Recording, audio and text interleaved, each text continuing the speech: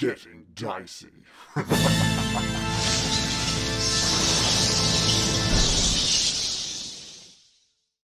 I didn't have that one. I didn't have one for that one.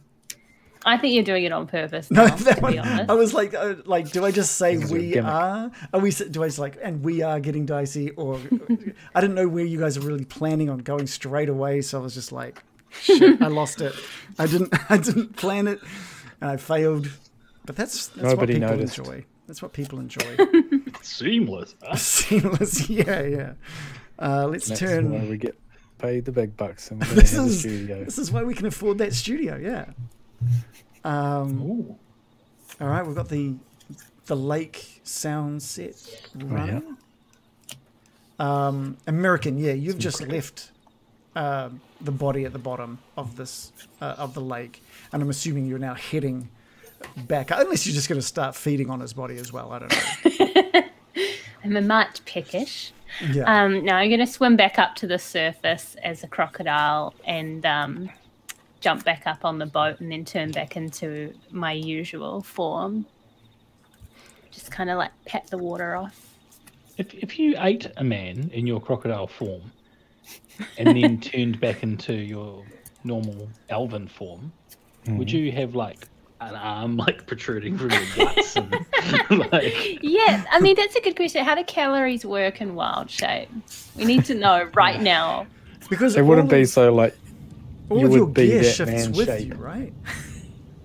Yeah, like what you're wearing just like shifts with you.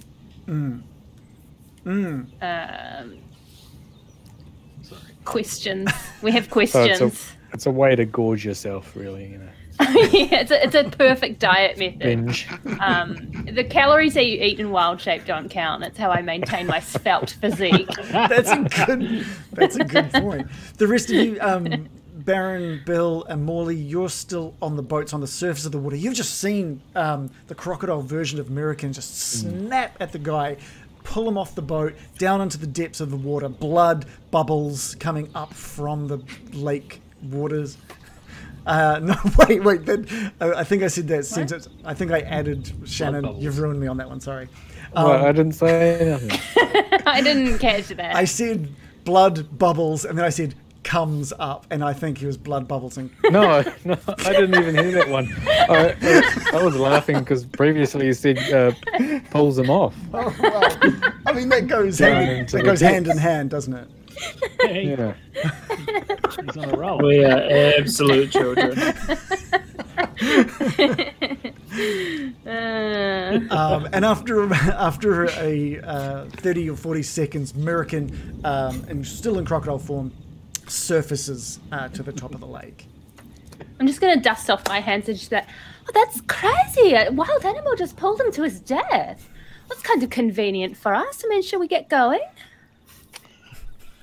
Yeah. Yes. Wild animal. And he had it coming, didn't he? Really? You did. You didn't see a hip flask float out, did you? I'll be right In back. his pocket. Can I have that in my mouth? Give me a. I can't roll. I roll I'm- 20 fingers. I'm gonna need like a I thought perception you check meant to to see do if you crocodile noticed hands. it, basically. Okay. Just like as I was killing the man, I saw a flask of alcohol and be like, Brian would love that. I think with a roll of 8, okay, yeah, you're fine. You see it. You've seen it. It's I up think to it you would be whether like or not. +2 or +3, but my character sheet's Yeah, broken. I was gonna be like a roll of DC 10. That was what I was thinking. Hmm. So if you added your modifier on, yes, yeah, 8 plus. Yeah, your wisdom would be very high as a druid. As a druid, I'm gonna cough that out. Right. Oh, It just lands on my lap and I'm just gonna wipe the slime off the thing. Crocodilian, Croc American. Morley, in your boat, wearing your jacket at the moment, is little Arabelle. She looks to be like 7 years old. She's still drenched from being thrown into the lake. Bill, on your boat, I believe it's just you and a skeleton friend. Yep. One of the Baron's skeleton friends. Molly, Arabelle, sort of. Isn't her name just Belle? We can go back to Belle. We can. It was Arabelle, but we did shorten it to Belle, I think. She says, "My name's Arabelle." No, We're just gonna call you Belle. Wrong kid. Chuck her back in the drink. she's How's she looking? Give me an insight roll, actually, Baron. Insight. I'll roll one of these. 7. Have you Plus got any? maybe. Is Roll20 just not working for anybody tonight?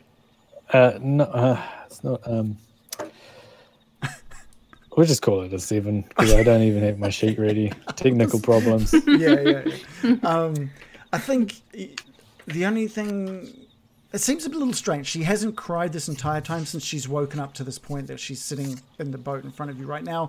And she's got her arms folded in front of her. She's shivering a little bit, but the folding of her arms almost looks like almost kind of staunch, I guess, like she's trying to be strong. And she looks up at Morley and says, "I would like to go home now, if that'd be okay." Of course.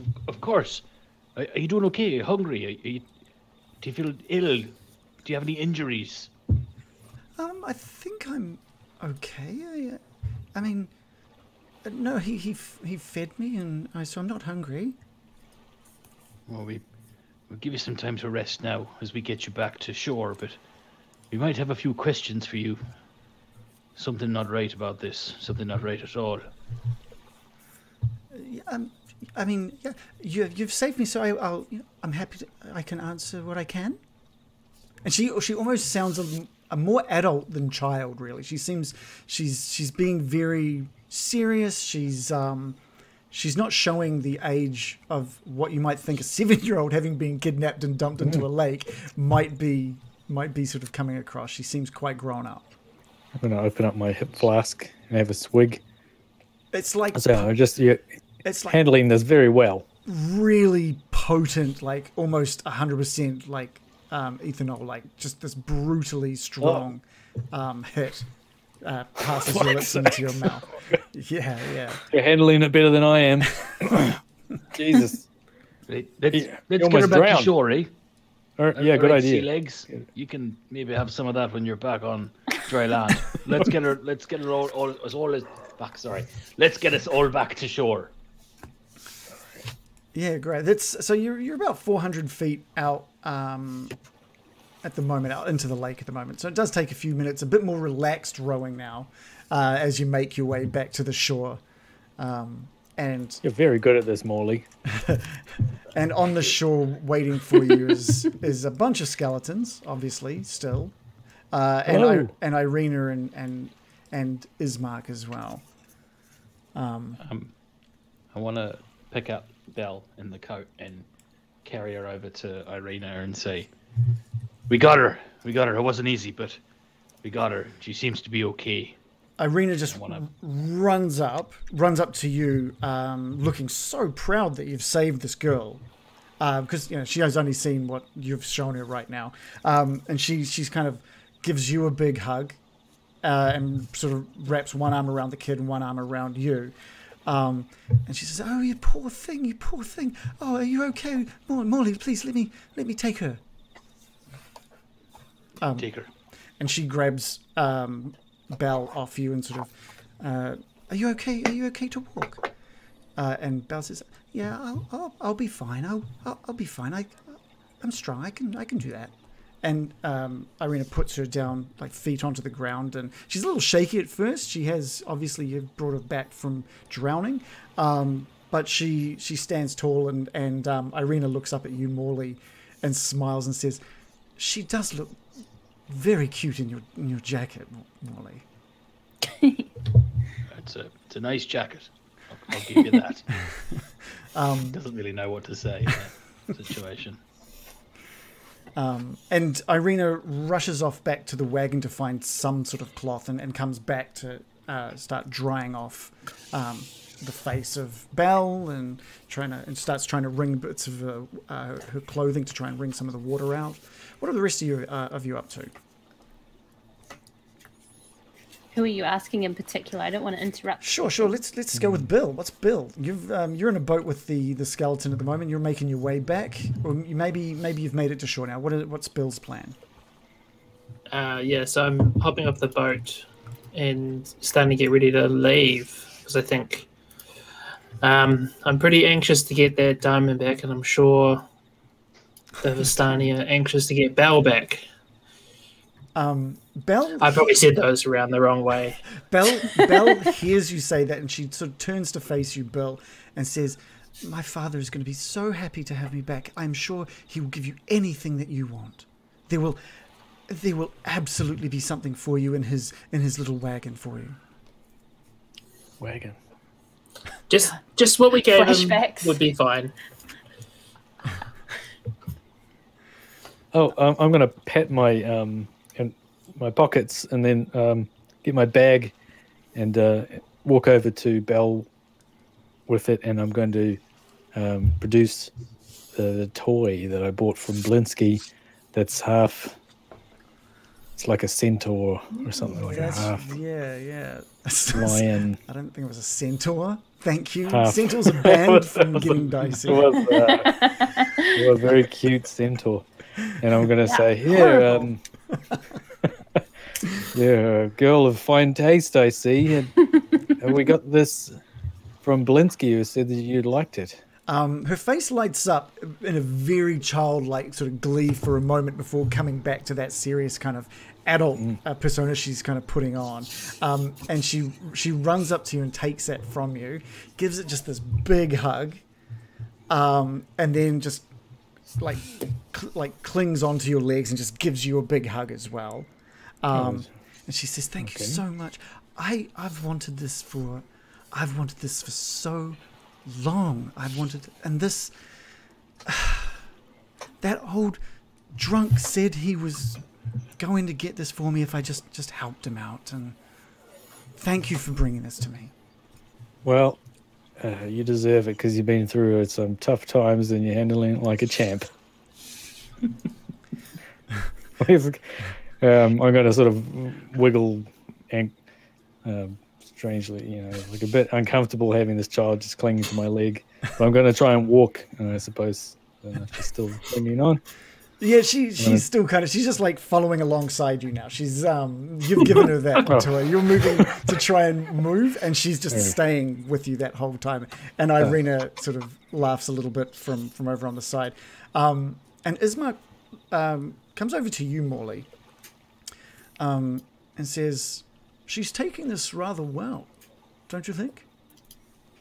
A little too well, Ismark. There's something not quite right about her, but I just wanted to get her to shore and get her warm and dry before we ask her a few questions. I don't know how aggressive we should be with the questioning.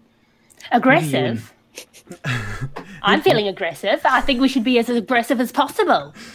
Ismark lowers his voice a little bit. Don't know about that, American. Ismark lowers his voice a little bit and says, "Morley, do you remember what I said a few days ago about those who have and those who don't have souls?" Was the soul stuff. Of course I remember. I thought about very little else since. Well, has she cried? Has she cried since you've brought her up? Oh, God. And Morley kind of has that moment of realization of linking the not crying to not having a soul, and then no tears, Ismark. Not a drop. Okay. No, look, it doesn't make her any less of a Barovian or Vistani. It's just good to know. Good to know. Did somebody say that the Vistani don't have souls? Was that something that Esmeralda or one of the townsfolk said to us? Bill tries to recall. So what you've learned so far is that obviously when someone dies in Barovia, their soul moves, they can't escape out into the afterlife, and it gets, just like everyone is cursed to remain in Barovia. If there is a newborn, a soul can now bounce back and inhabit a newborn. But what can happen also is that a newborn can be born and no soul attaches to it because souls can't get in from the outside either. So some in Barovia are born without Greenhouse souls. gases. Yeah. Climate. I'm sure there will be rumors that there are no Vistani without soul, with a soul, but that is yet to be confirmed, really. Sounds like a racist trope. Yeah. Especially since Vistani can come and go from Barovia as they wish. So, just on the soul thing, I know we've done the soul conversation. It's been a while. To refresh my memory, there are only a certain number of souls ever in Barovia. That number is static.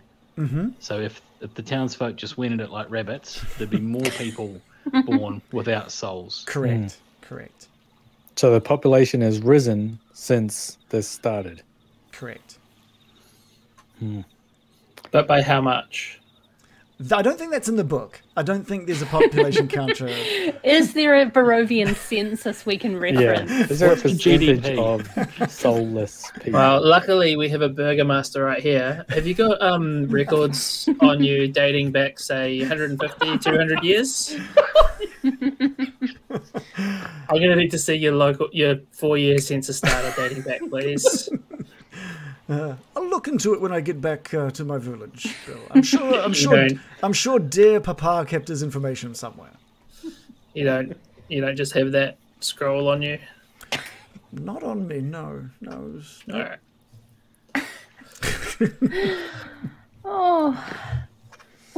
Do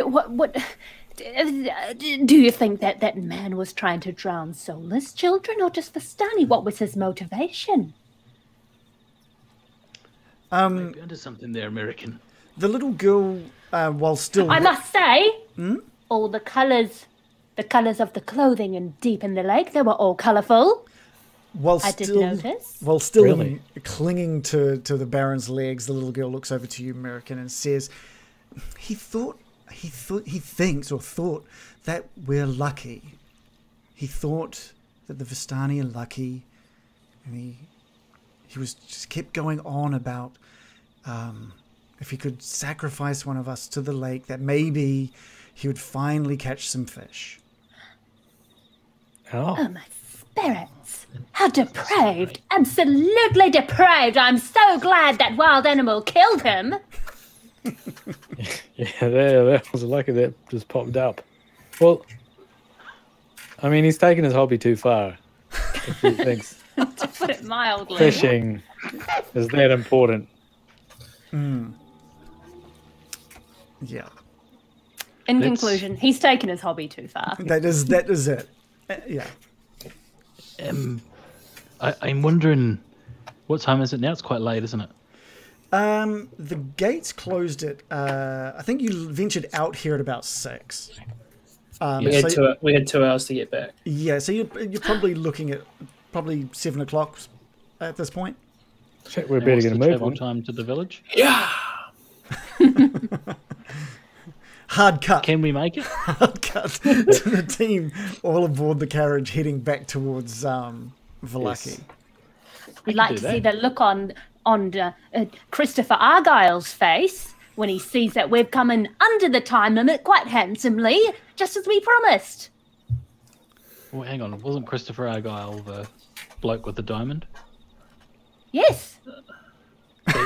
He's different to... Oh, right. The time limit of finding... 24 hours.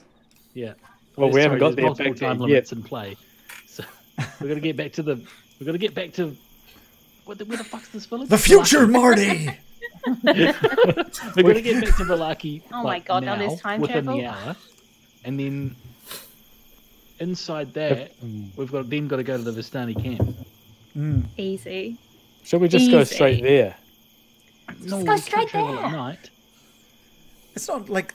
Well, let's have a look. I've put you on the Vallaki town map. You guys Such a pussy. venture... Travel at night. It's 8 No, o'clock. that actually is a fair point, though. We've only level established 8. a very... Yeah, it's 6:30. Very much like me.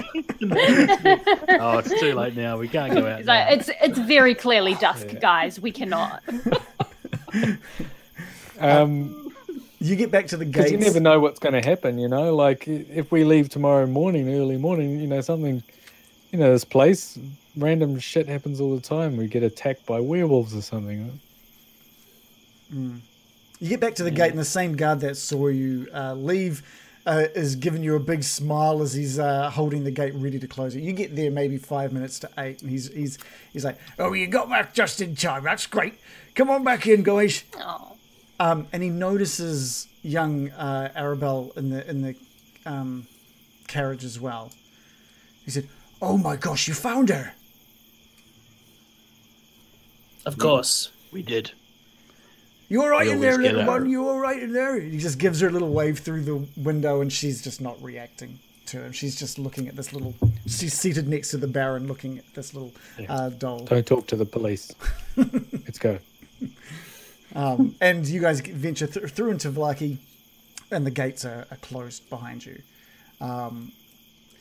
So, if you want to take a look at the map, down sort of just southwest of the western gates, there is a small camp that has been pointed out to you guys before. It would only probably take you a good 20 minutes to get there from the western gates. If you were keen on going there tonight. What do we want to do, guys? Do we want to risk it or stay at the nice tavern? I reckon we go straight there. Imagine the reception we're going to get at the Vistani camp. They'll probably put us up in their glamping style, like Yeah. Like a their nice best- tent. with like their a best fridge. Yeah. Yeah. Well, imagine, like, they're going to be worried all night if we just stay Yeah. there. Like, If get it was- back in the...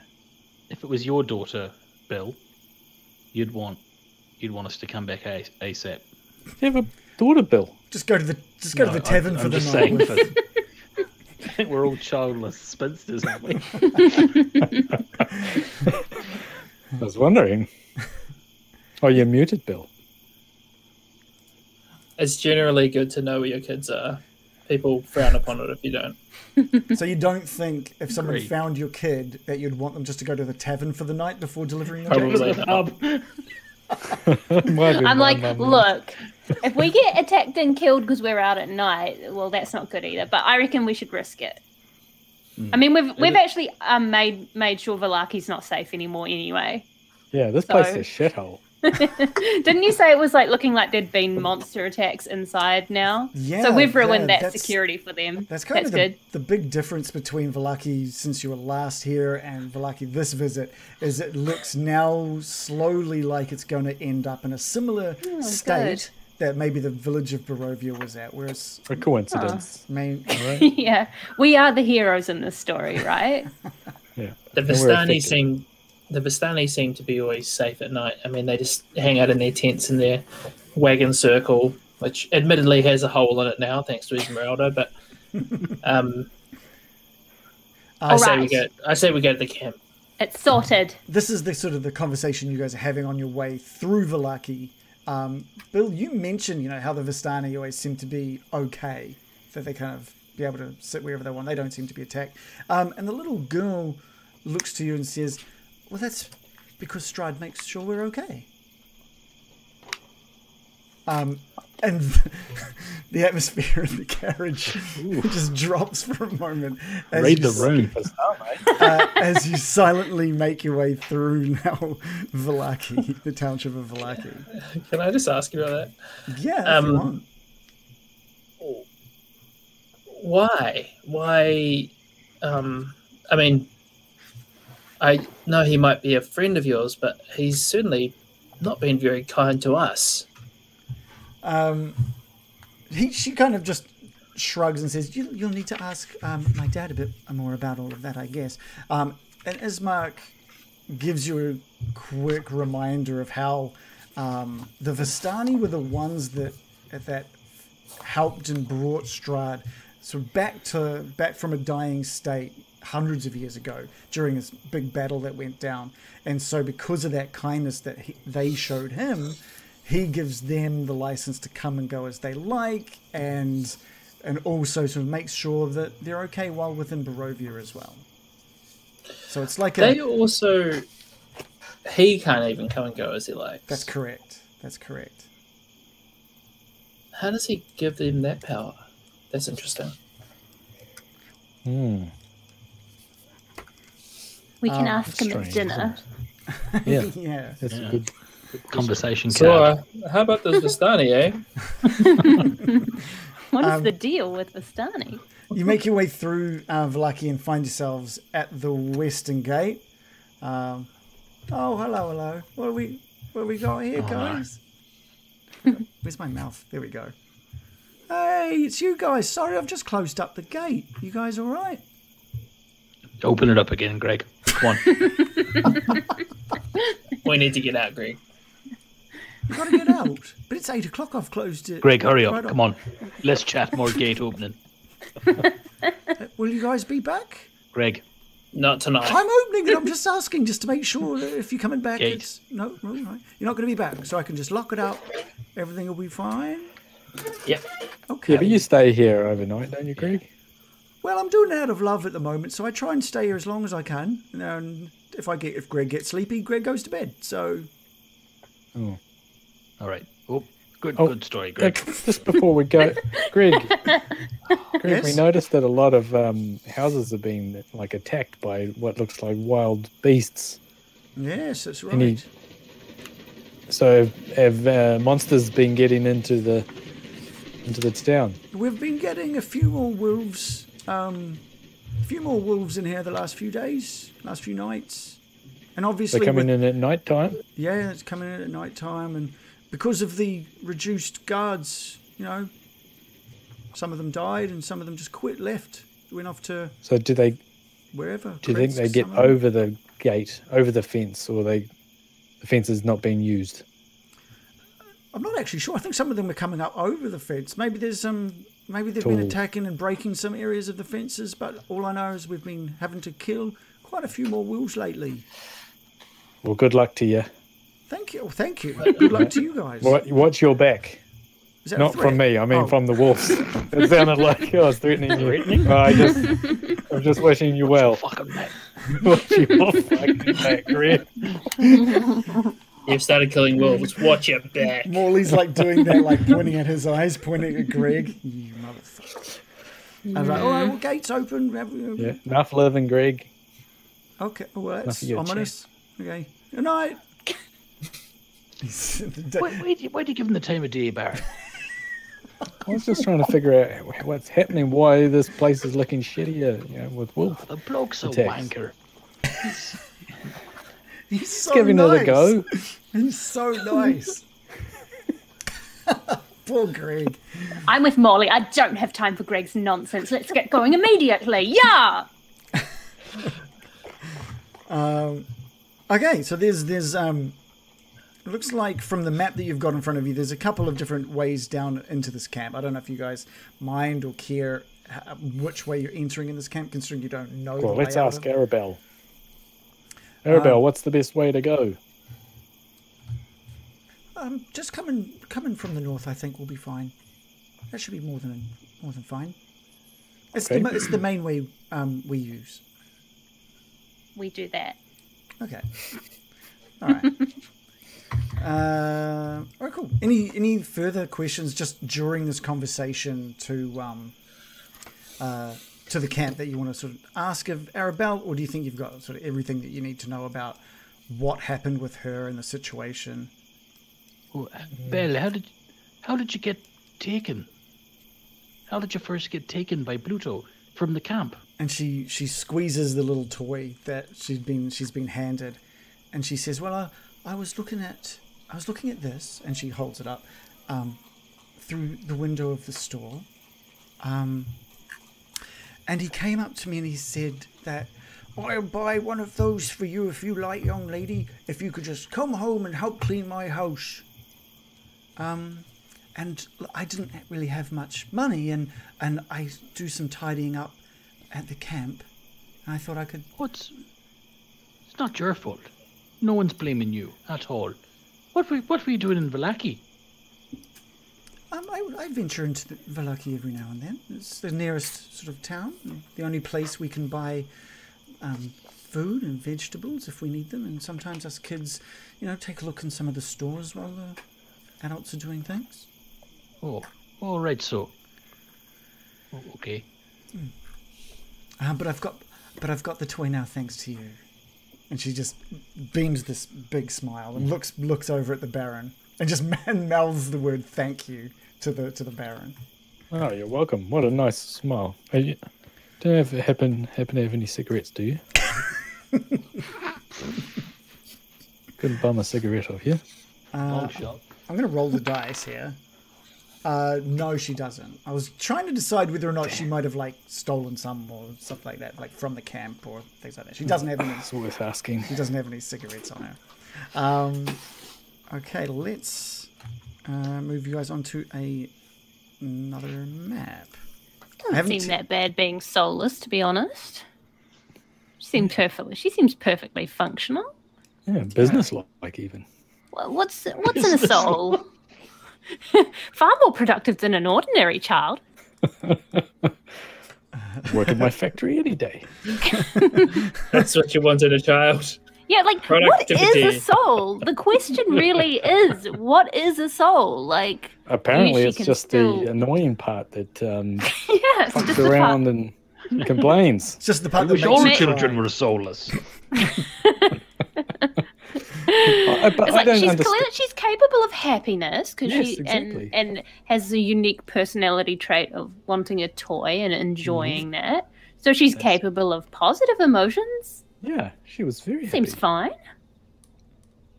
Right. What's the deal with not having this? I need to know sorry. more. Barovia Just is- kind of eyeing her up, seem fine. Yeah, I'm going to cut an onion and she hold hasn't it been under her eyes. she hasn't been overly childlike. I mean, that's not really a. It's there's great. There's a bit of an. It's great. Not having a childhood's fantastic. I didn't have one. Childhoods are overrated. I think this is a positive move. Times were different. Yeah. So the woods that you travel through to get here are part to reveal this expansive clearing. There's a small grass-covered hill with low houses built into its sides. Fog seems to obscure the majority of the details, but you can see that these buildings feature elegantly carved woodwork and have decorative lanterns hanging from their sculpted eaves. Atop the hill, above the fog, is a ring of barrel-topped wagons that surround a large tent, with a column of smoke pouring out through a hole in the top. The tent is brightly lit from within, and even at the distance that you're at, you can smell the odors of wine and horses that emanate from that central area. That'll be the yurt. I just remember that Octavio fellow warned us about this camp. Well, I'd like to see them try something, to be honest. Let's go. Yeah. You guys, I'm assuming you've got, as I've placed the tokens on the map there, Shannon, the carriage is lined by these 5 on each side of your skeleton Fantastic. skeleton crew. And near the bottom of this hill, you're nearing this first house, and you can see Savid poking his head out of the door of this nearest home. He pokes his head out, and he's excited to see you, and he's waving out, and kind of meets you. Can I move everyone together? Ooh. Meets you just before a small path that leads off to what could possibly be his house. He says, "Oh, you're back. This is..." I swear Savid's voice changes every time. "You're back. fine. I'm so glad to see you guys back. And you found her. You found Arabelle." Yeah, we did. Luvash is going to be so happy to see you. He's going to be so happy to see his daughter. Go get him. Why don't you head up the path, and I'll meet you at the top. I'll announce your arrival for both Arabelle and Luvash. And just he runs off. He runs off up the hill. He's fit, isn't he? He's a very fit young Dusk Elf. He's very fit. Especially after you healed him as much as you guys healed him. I also, all of Vistani we've met, so every single person we've met here has been a human, right? He's the first elf He is the we've first elf. seen. What you'll notice, the house that he was standing, that he came out of, there is a grim grey cloaked figure standing in front of the door to his house. And you Grim grey. a grim grey cloaked figure. That's very ominous. And you look across the hill, sort of over towards, if you zoomed out a bit more, over to this house further along this hill, and there looks to be a silhouette of a man standing outside, looking to be guarding that house as well. You're close enough I'm to going to see. give a tentative little wave. You wave at the nearest guard, and he looks over at you, and he's seen Savid obviously interacting with you, and he just puts a hand up, and then puts it back at his side while guarding. In greeting? In greeting. Oh, It's a small greeting, but it's an acknowledgement. And he too has very elven features. Sorry, and also seems to have sort of a darker complexion, like a dark grey complexion to him, very similar to Elvish Savid. Greg. Oh, See, I should have made an Elvish Greg. That would have been amazing. So yeah, he looks to be a very similar race to Savid, if not the same. American, are you heading the carriage like you normally have been? Sure, why not? And are you looking sort of over towards? Are you sort of taking in that guard as well and noticing? Because you're saying obviously you've noticed Savid is an elf. So Yes, it's caught my attention. the dusk dusk elf that's guarding this house, he does a bit of a double take and just stares wide-eyed at you, American. I mean, that's only natural. And he can't believe it. He's looking around for Savid to sort of try and figure out what's going on, and he just keeps coming back to you, looking directly at you, American. But he's not leaving Nice his to get a bit of post. He's- attention, actually, to be honest. I'll give him, like, a slight wave. He already waved at him. I gave him another wave. It was better than yours. He backs didn't- up. He backs up to the small sort of hovel that he's in front of and just knocks really hard, on the wall. Two really loud thumps. It doesn't seem to be for getting the attention of anyone within the house, but maybe other guards. And the guard at the other house on the other side turns to see what the commotion is, just what the knocking is for. And he peers out around the corner of the house and sees you all. And American, you can just, again, you look over and see this guard just looking again directly at you. Just, again, wide-eyed, and you just notice the mouth kind of like in almost a shocked expression. Before he snaps himself out of it, gets one last kind of look, and then disappears behind the thing to get back into his position guarding this house. And you look back towards that first one, and still just looking at you.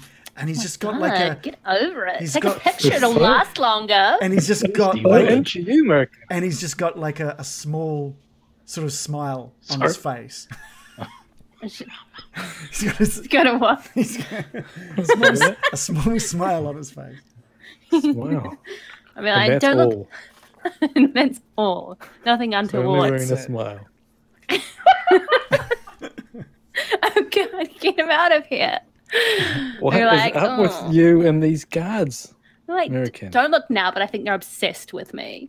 I waved first. I didn't get this kind of attention. Hello. No, to be honest, I do think it's because I'm an elf. I don't know. These are the first elves I've seen. Well, Must be have on your ears. guard. Be on your guard. I'm half elf, so is Bill. Don't I we thought get a you were bit of all a- elf. Me? Yeah.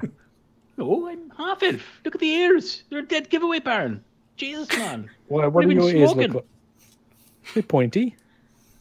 A bit Aren't they? rounded. Aren't they?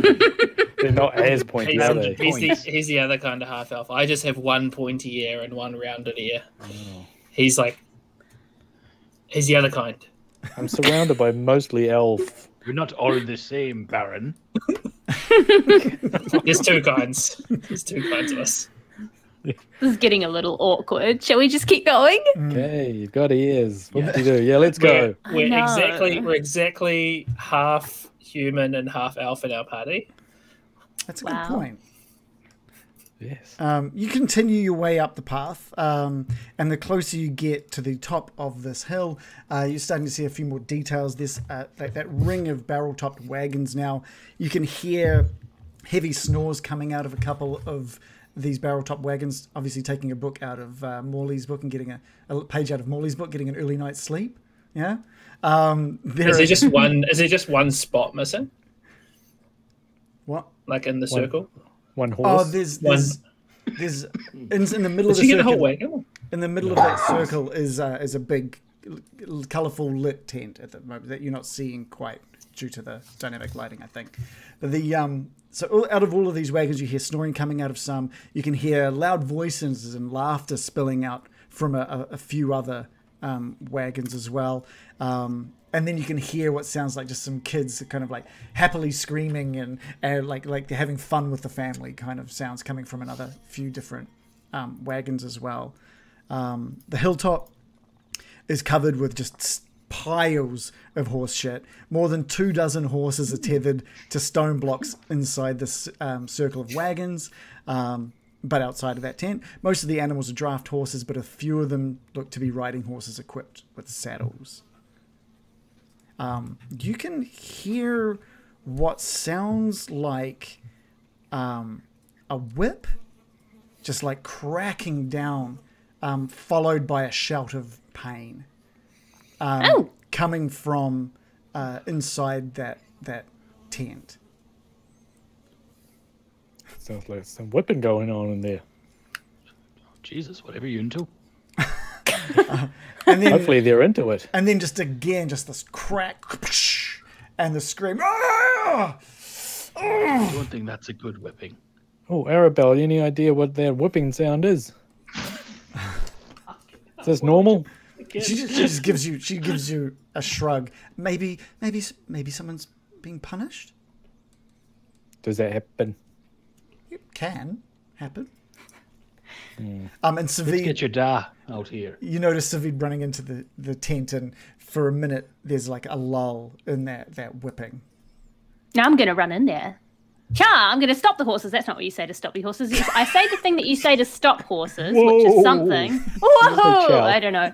I do that, and then I jump off and then I charge in an obnoxious manner. Feel free to- following sous vide. Feel free to take control of your tokens now and sort of show me what you're doing and where you're going. Okay. So American. Follow American's lead. Is that towards the horses, towards the tent? So the entranceway to the tent is just sort of to the top right there, where Morley's heading. So you dismount, make your way through these wagons, and of that smell of all the horse shit and wine is really sort of picking up the closer you get. Mixed messages.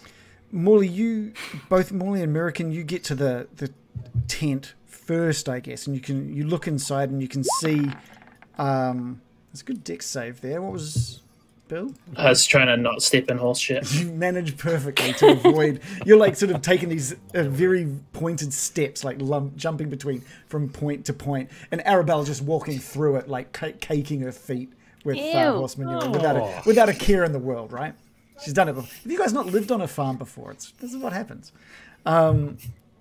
So Morley and American, you get to the point where you can start seeing within that tent. There's a couple of bonfires lit within this tent, and the smoke is pouring up and through a small hole in the roof of that tent. You can see Arabelle and someone who looks kind of like Arabelle, as well as another Vistani man who seems to be bound to a pole in the middle of this tent. And he's just got these big whip marks down his back, and his shirt's torn, and he's bleeding from these whip marks. And Savid is you just catch him sort of saying, and here they are. And he sort of opens up, and Arabelle sees you all there, and he says, "That was fast. You're back already." and he doesn't Looks see. like you're busy. He doesn't see Arabelle, but Arabelle comes sort of running into this tent now, and Arabelle is like quite surprised, and she calls out, "Dad!" and just runs towards the other man that looks kind of like Arabelle. This man that he runs up towards is still brandishing that whip, and he seems to be drunk and kind of a little heavy on his feet. He drops that whip and just starts crying. Tears just fill his eyes, and he drops to his knees, and he just wraps Arabelle up in his arms. Hey, pretty good, eh?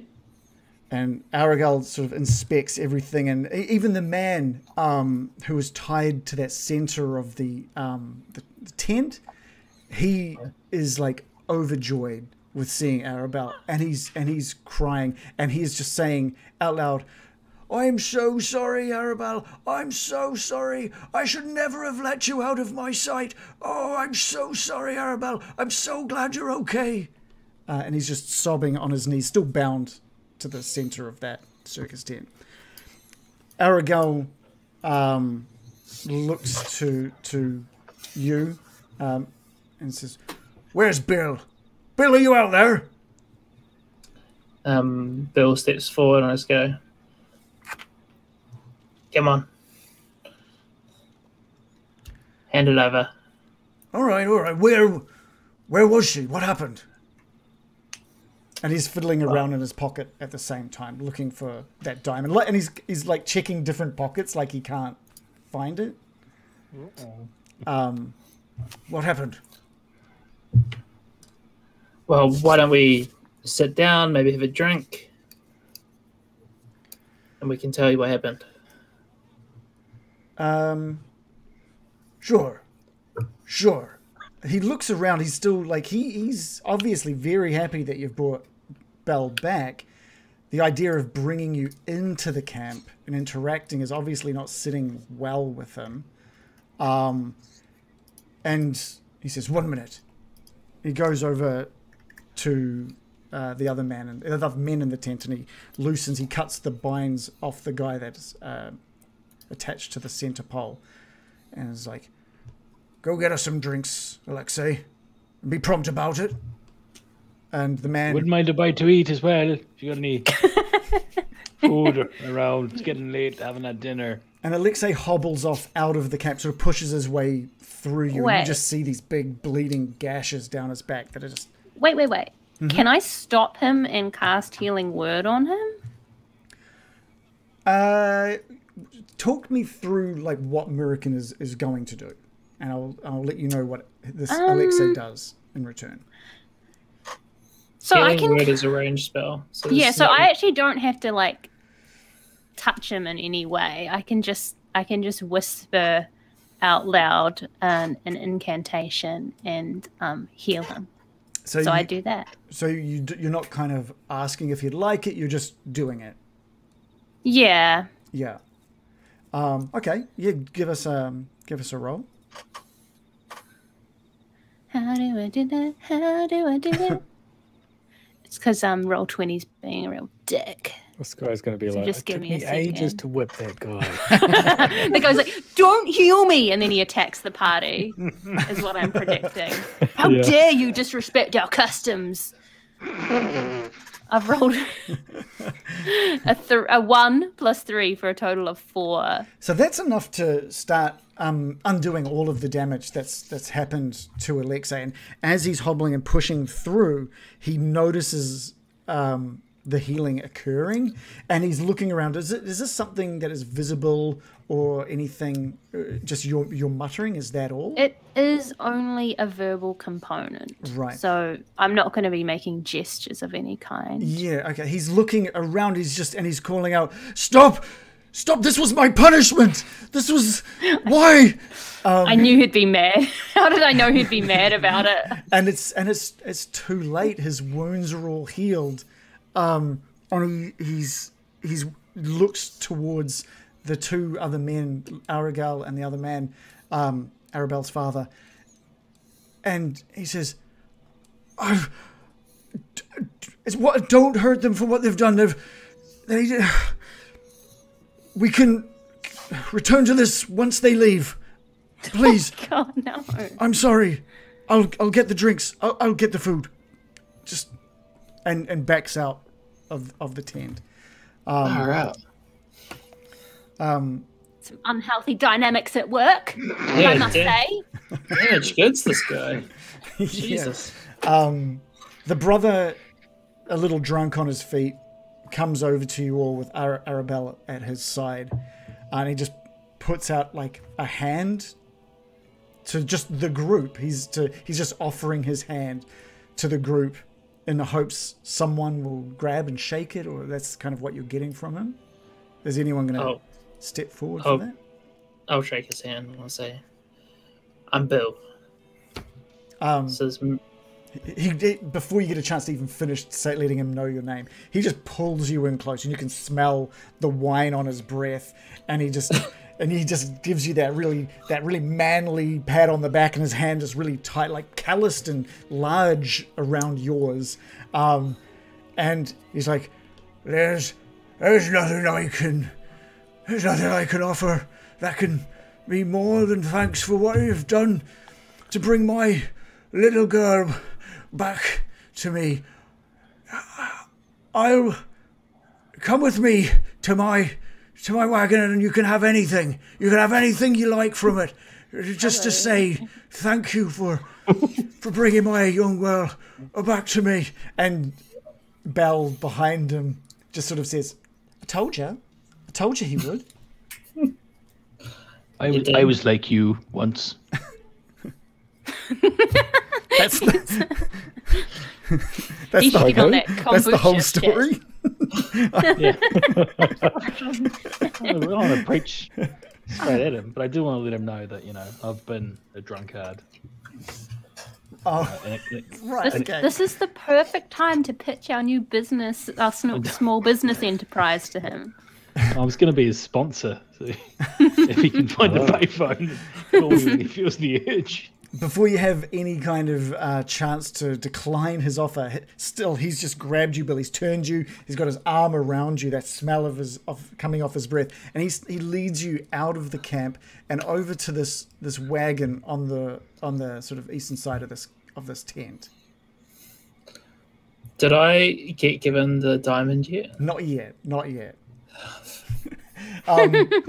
Arabelle, however, is he carrying me over the shit? He's being dragged through it. There's not so much shit on this side of the camp. Okay. Yeah, he's got a primo spot. Yeah. Nice. So I've just moved him over to his wagon, and you can see as he sort of moves you towards it. Maybe if you want, a couple of you can follow behind, or all of you can follow behind if you wanted to. But you notice that the barrel top wagon that he's leading you to is clearly nicer than the others. Drapes of golden silk hanging in the windows, and the wheels have gold sun-shaped hubcaps. And there's a little iron chimney pipe protruding from the roof. There's you can see inside the window. There's like empty wineskins, dirty clothes, mangy furs, and you can see where the driver's seat would be. There's a small hammock. Which looks to be too small for Luvash, but maybe just the right size for Arabelle. And let's have a quick look. I let him lead, but I'll go in if he. He's not really inviting you into it yet. He's just sort of like standing you in front of it, and he just says, "Isn't it wonderful? Isn't this a beautiful wagon?" Yeah, I like the gold rims you got there. The story behind those is just amazing. I got them from a small family of halflings. Maybe 4 days travel from here. It was fantastic travels, good bargaining. Got them for quite the deal. Got the whole set from nigh on 3 gold pieces. Uh-huh. Anyway, this isn't the treasure. This isn't the treasure wagon. why don't we take you to that instead? And he then heads you just a little north of this wagon. It's like he just wanted to. He's drunk. He was just trying to show it off, tell you some cool shit about. I'm following along like a bad. His life. He takes you to Yeah, me this. too. It takes you to this other wagon, which is nowhere near as nice as the one he's just showing you. And you can see that 2 iron padlocks secure the door to this barrel-topped wagon. And he fiddles at his waist for this big key that he's got strapped at his side. And he loosens it, and he walks over to one of the padlocks, and he calls out, Arabelle, can you bring the other key and bring it over here so we can open up this, thank these 5 people. And Arabelle is just like, God, okay, yeah, I'll be right there. And he comes over, and he too is fiddling at a key at his side. He found his key at his side quickly, Bill, compared to how he was sort of fiddling around with different pockets looking for that diamond. And he pulls out the key, and they both open up the 2 locks, and the padlocks fall to the ground. And Luvash sort of pushes Arabelle clumsily off to the side and opens up the wagon doors. And what you see got like just jewelry boxes and chests. This big wooden box containing what looks to be just a bunch of stoppered potions. And in the back there's this massive wooden throne with golden inlay and decorative stones. And he starts fiddling with some of these chests. He opens up one of these chests, and it's just got from top to bottom filled with electrum pieces, each stamped with Strahd's visage on them. He opens up this big iron chest. That was like a little wooden chest off to the side. He opens up this iron chest, and it's just again filled top to bottom, 650 gold pieces just filling this chest. He opens up the small jewelry box with this golden filigree around it, decorating it, and inside looks to be just a bunch of small pieces of jewelry and a potion it's got like little skull and crossbones on it. It's probably like some kind of poison. And there's like a small unlabeled crystal vial there as well. That throne. There's like this rolled up square rug that looks to be worth a lot. It is like it is stunning. It is Rug. Forget the electrum. I want that rug. And he says, you would be surprised at how expensive that rug is. Of course he says that. I value that thing to be near on probably 800 gold pieces if you were to sell there, find a buyer for that one. There's a deal. I got it for now, probably only like 80, I think. I got it. Whoa. He's the Del Trotter of the camp. all his deals that he's and he comes back to that small wooden box with these, like, just stocked with these potions, and they look like healing potions, like potions that you guys have used before. There's 12 of them in this box. And he sort of grabs Bill by the collar and pulls him under his arm again. And again, Bill, you just get assaulted with that wine breath. And he says, anything you want, my friend. Anything you want is yours. Take one. When I say anything, take one thing. You're not having everything. One thing. What is like a chest? If you want the gold pieces, take them. If you want the electrum, do the gold pieces have Strahd on them? No. These are just your stock standard Faerun gold pieces. I can do some quick math and work out roughly how many gold pieces there might be in that based on like counting down and counting across. You'd say it would probably be 600 to 700 gold pieces in there. Okay.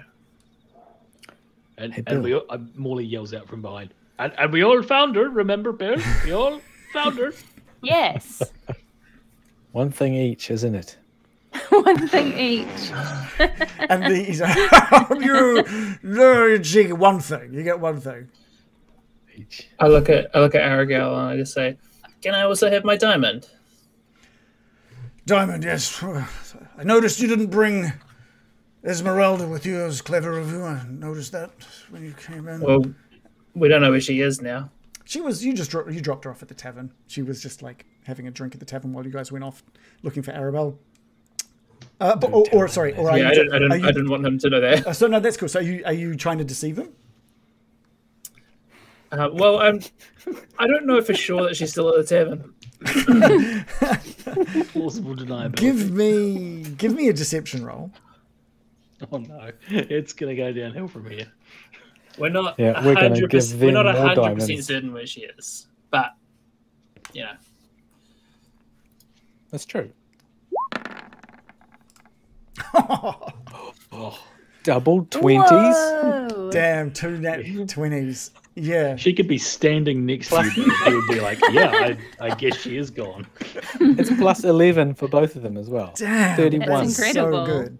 And 31. Arabelle it kind of just chuckles. Is like, she got away from you too, huh? God damn it. But the diamond. Only 1 second, and he heads back to the camp, into the tent. Still searching his pot. He's like patting himself down, like it's got to be here somewhere. It's got to be here somewhere. But back with Luvash, he's sort of calling out to all of you now, like, so what is it got to be? What takes your fancy? I'd quite like the diamond that I gave him. Oh, you'll get your diamond. Don't worry, I'm sure. This is just like a little extra. This is in addition to the diamond. Jesus. My understanding was the diamond was... Bill, you're obsessed. The diamond was just a bargaining chip anyway, right? It's not about... As a deposit. That's yours to keep. The diamond's bond. worth more than any of this stuff. by the You'll way. get the diamond! I'm just giving it Even I'm getting annoyed with your bill. Shut up about the goddamn diamond. What about those healing potions? We're in need of those. Take the gold. Okay, That's true. Gold. But also we need silver. Just silver at weapons. Was there silver Yes, in and there? silver everything. There was no silver in there. I'll Are there any nominate- magical weapons that look like they'd kill Strahd in one hit? Not that I can see. like You that. take a look around. Give me an investigate. No, Worth a try. there's nothing. Did this guy say his Electrum's half name? silver. Sorry. Eris. His Gargamel. name is Luvash. Luvash. Luba. That's right. Like Lou Bagger. Exactly. Blue bagger. Lou Bagger. They haven't been doing much loo bagging around here with all this horse crap. Filthy. So what are you guys healing thinking? potions. Healing As- potions. We need them. As long as we still get the diamond, Morley, do you want to choose? I mean, does Yes, the rug I look do. magical?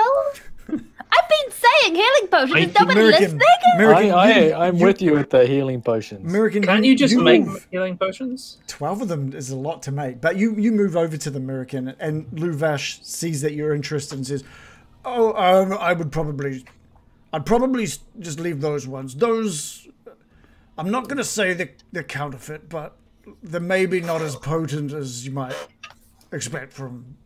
They're not really potent at all. They're just... Honest as the day is long, this bloke. I'm not going to... Look, if you were just coming in here, I probably, when I didn't know you from anything, from anyone, I'd probably sell these to you without any care in the world. But you've brought my Doing that daughter... thing that piss people do, isn't he? Where he's just going on and letting us know that what a piece of shit he actually is. Yeah. Selling Oversharing. past the clothes. So We these... should take the gold. Not, yeah. But the rest is all... Like that rug. That rug is a... Oh, That throne looks good. That, the rug's a that dog. rug would really tie a room together, that's for sure. Oh, we don't have a room. You gotta have the room. No. Think about all the silver we could buy with that gold, or weapons, or armor, or okay, we'll take the kombucha. money. We'll take the money. Yeah, I guess. But if we got the throne, the skeletons could carry me around in it. To be Just honest, throwing that out there. Always practical, Baron. you're eyeing up that throne, and you wouldn't be surprised if it was probably just... It's beautiful. It's this amazing wooden throne. It's got beautiful golden inlay decorative stones all over it, like gemstones and stuff all over it. You wouldn't be surprised that maybe that throne would be worth more than what was in that chest anyway. Are there Do you any think it's diamonds something- embedded in the throne? No diamonds. No diamonds. Do you think it's something that Strahd would be interested in, guys? if we go along to dinner, you got to take Housewarming gift. Housewarming gift. Oh, he'd love this rug. Oh, True. oh, hang on a minute. Can Morley, because Morley has a background in like shipping things all over the coast, right? So he'd probably be halfway decent valuer. Let's You're thinking Call of Cthulhu. That's a Call of Cthulhu skill. We'll base it on your wisdom. Spot value? Your wisdom, I think. We'll base your... All right.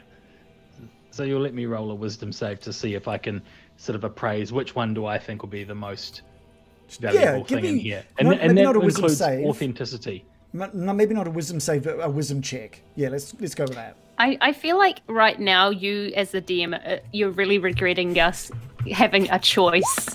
No, this is good. I feel like this is correct. Yeah, we should. Yeah.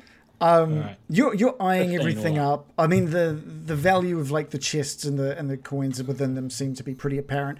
But that rug and that throne, those must be so close in value that you could probably pick either of those. But it definitely the rug and the throne worth more than anything else in that carriage. But maybe, American, maybe you're right. Maybe the rug is the right way to. And a rug's a lot easier to carry around than a fucking chair.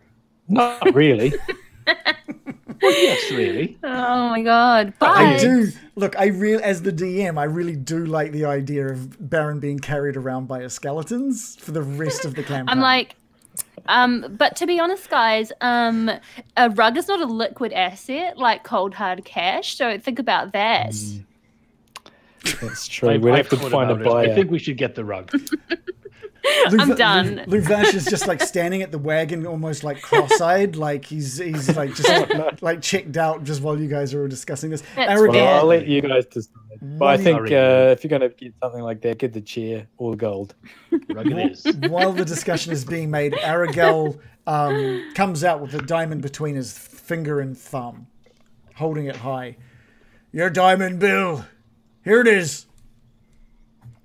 You go to grab it and he just like tenses his finger and thumb on it. Just making it a little harder for you to grab. And he says, if you see Esmeralda again, I want you to promise me. Slit her throat for me. Absolutely not. Bill, your promise is a promise. Speechless. I don't scratch. I don't think I will. It was worth a go. And he loosens. Oh man! He loosens his grip. Doing tosses out of it. I mean, if you'd said yes, he would have been super happy about it. It's fine. Can we get the rug and the chair if we agree to murder? He loosens his grip on it, and you have that diamond safely back in your. You love that diamond, Bill. I do love this diamond. Massive. Morley's wrapped the rug up and he's got it under his. I cannot believe you're getting the rug. Who's adding it to their inventory? The most boring of the items. Put rug. It's worth 750 gold pieces. So it's definitely. And now we have to go find a pawn shop and flog it. No, it's only $150 more than the gold. Just get. Well, I'm saying with liquid asset is where it's at, especially in a troubled political climate. No, because gold is it fungible? What? Yeah. It's gold. Yeah. It's a real item. Yeah.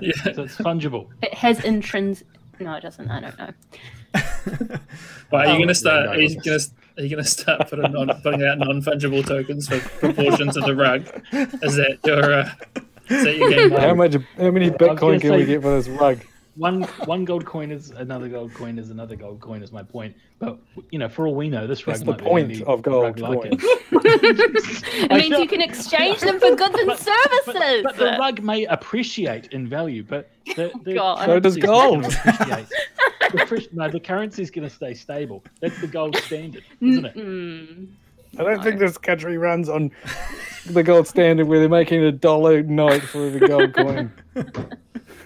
I'm taking the fucking rug. You take your rug. I'm going to find a drink. I'm going to storm off. There's There's literally a dictator on their Electrum coins. Luvash and a sure sign of a stable currency. Luvash and Some bison Arabelle dollars. both fasten these padlocks and close up this wagon again. They're like, thank God they finally decided. Masterclass in negotiation from Morley. Yeah. Old flea-infested rug. And it's non-fungible. Okay. I'm gonna follow my nose towards wine. Yeah, great. So you do notice that the guy that was being whipped, he's returned to this the tent with some he's rolling barrels across the ground with a couple of friends as well. He's got his wine. He's bringing some food to cook on over the campfires within the tent, and they've brought in some seating as well for everyone to sit in and enjoy. Arabelle and Luvash can sort of motion for you to come over to the tent, and young Arabelle is sort of tucking herself away into Luvash's wagon sort of for the night. And yeah, they invite you in, and everyone's already drinking by the time you get in as well. So are we just going to spend the night here? What are we wanting to do? Do we want to chat to them for a bit? No, just drink their booze. Yeah. I'm kind of like curious to see if there's any other elves around in this central area, or are they just like on the outskirts of the town? You could definitely not town, but look, there are a bunch of Vistani as well as Arabelle and Luvash inside this tent. If you would like to ask them any questions at all. So I don't see any elves. Outside of those first two guards and Savid, you haven't seen any. And Savid has disappeared off back to his house. I should probably get rid of his token. But disappeared off to his house since introducing you. I'm going to ask, where's Savid? He should be celebrating with us all. Luvash, still very drunk, sort of shouts out, "Go get Savid! This young lady here would love his company. Let's bring him in here for a bit of fun." And one of the Vistani run off to go and collect Savid, but it's going to take a little while. So Savid, minutes are going to part before Savid comes in. So feel free to continue any sort of conversation. So how does this work then? You're traders. You move up and down the country trading for gold spinning rims and such. Yeah, that's the gist of it. As we set up camp here, it's pretty safe here for us Vistani. And when there's something we need, when there's some trade that needs to be done, or if resources need to be refilled, we venture out. Out into the outside of Barovia. Yeah, through the mists. What's the arbitrage like on goods coming in from the outside? Must be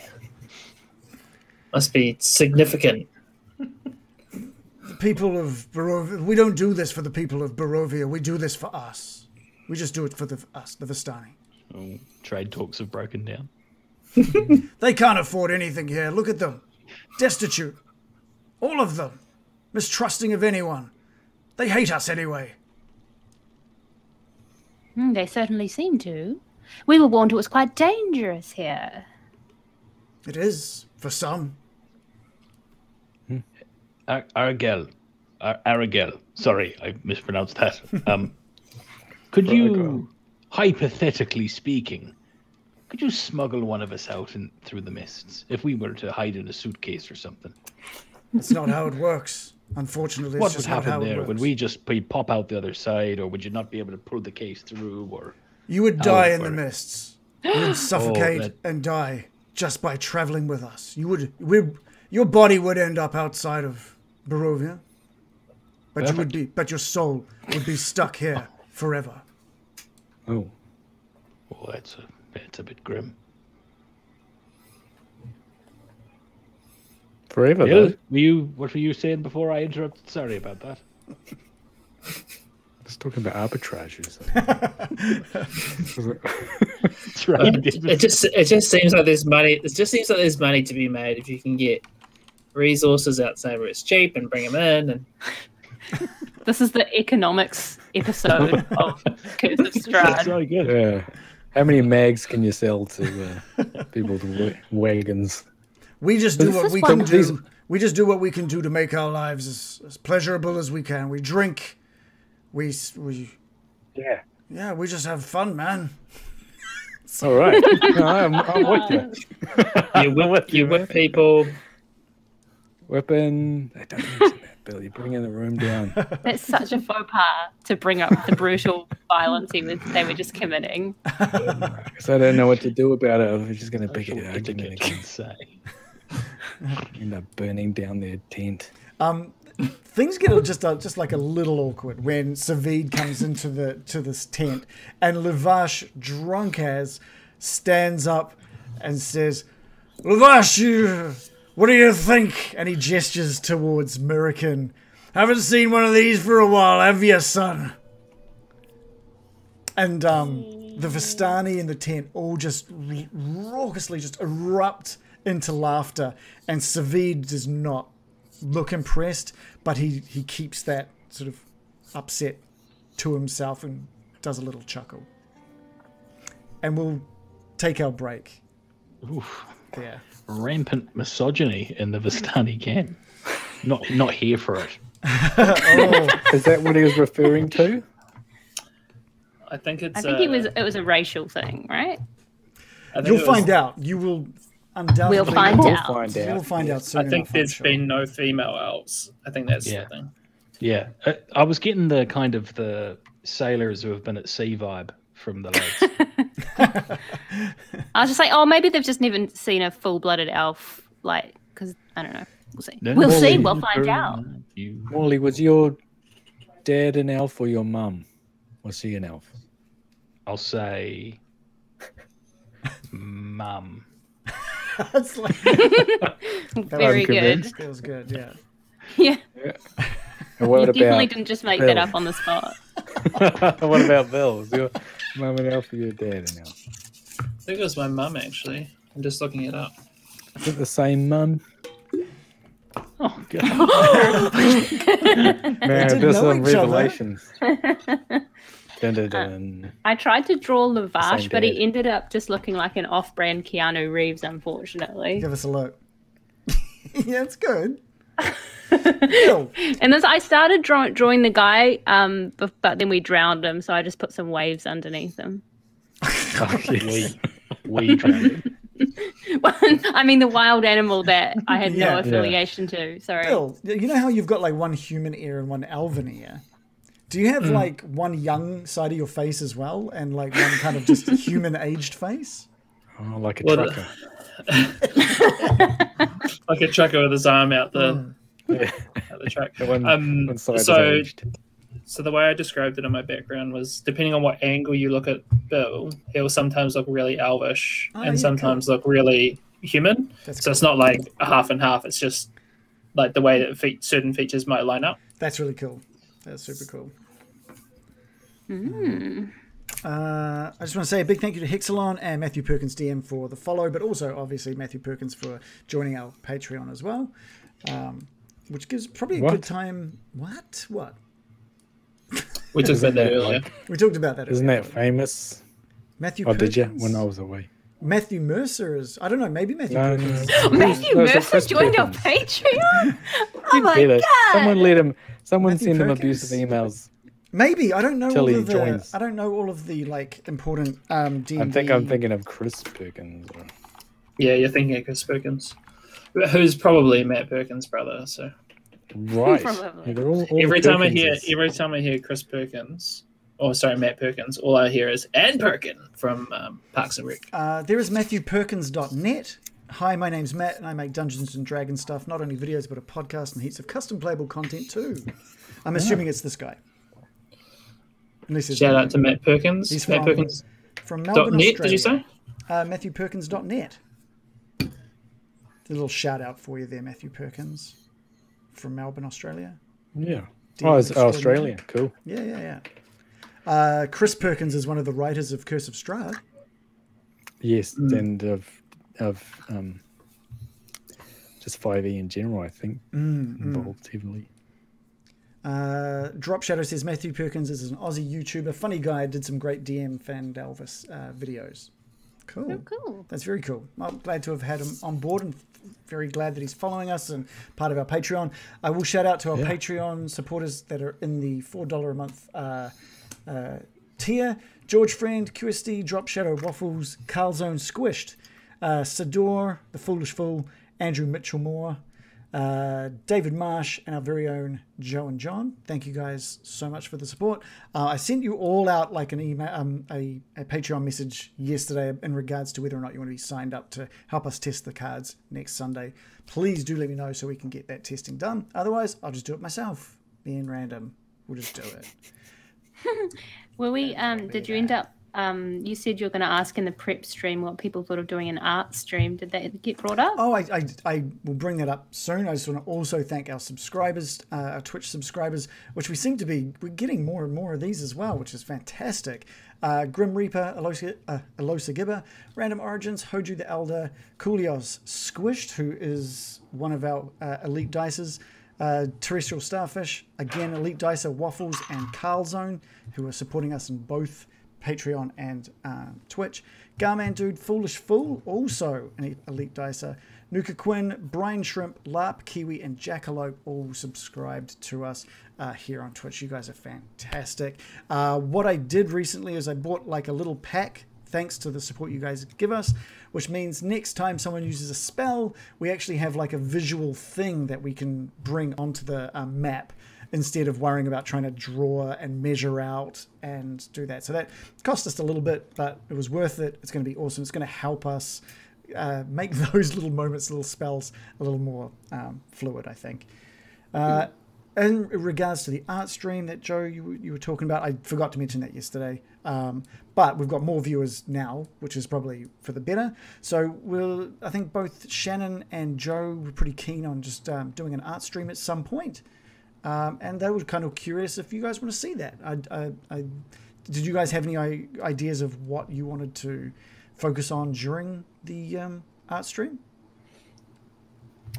We were thinking of going with the tarot card theme and seeing if we could maybe match up. You know how like the different cards have different names and meanings behind them? Mm-hmm. It'd be fun to kind of match them to different characters, and that would be quite fun. Yeah, to have some like viewer input on like which character is the fool or something like that. Yeah, cool. So you feel free, like if you viewers want yeah, what's the tower? So you like there's the tower card.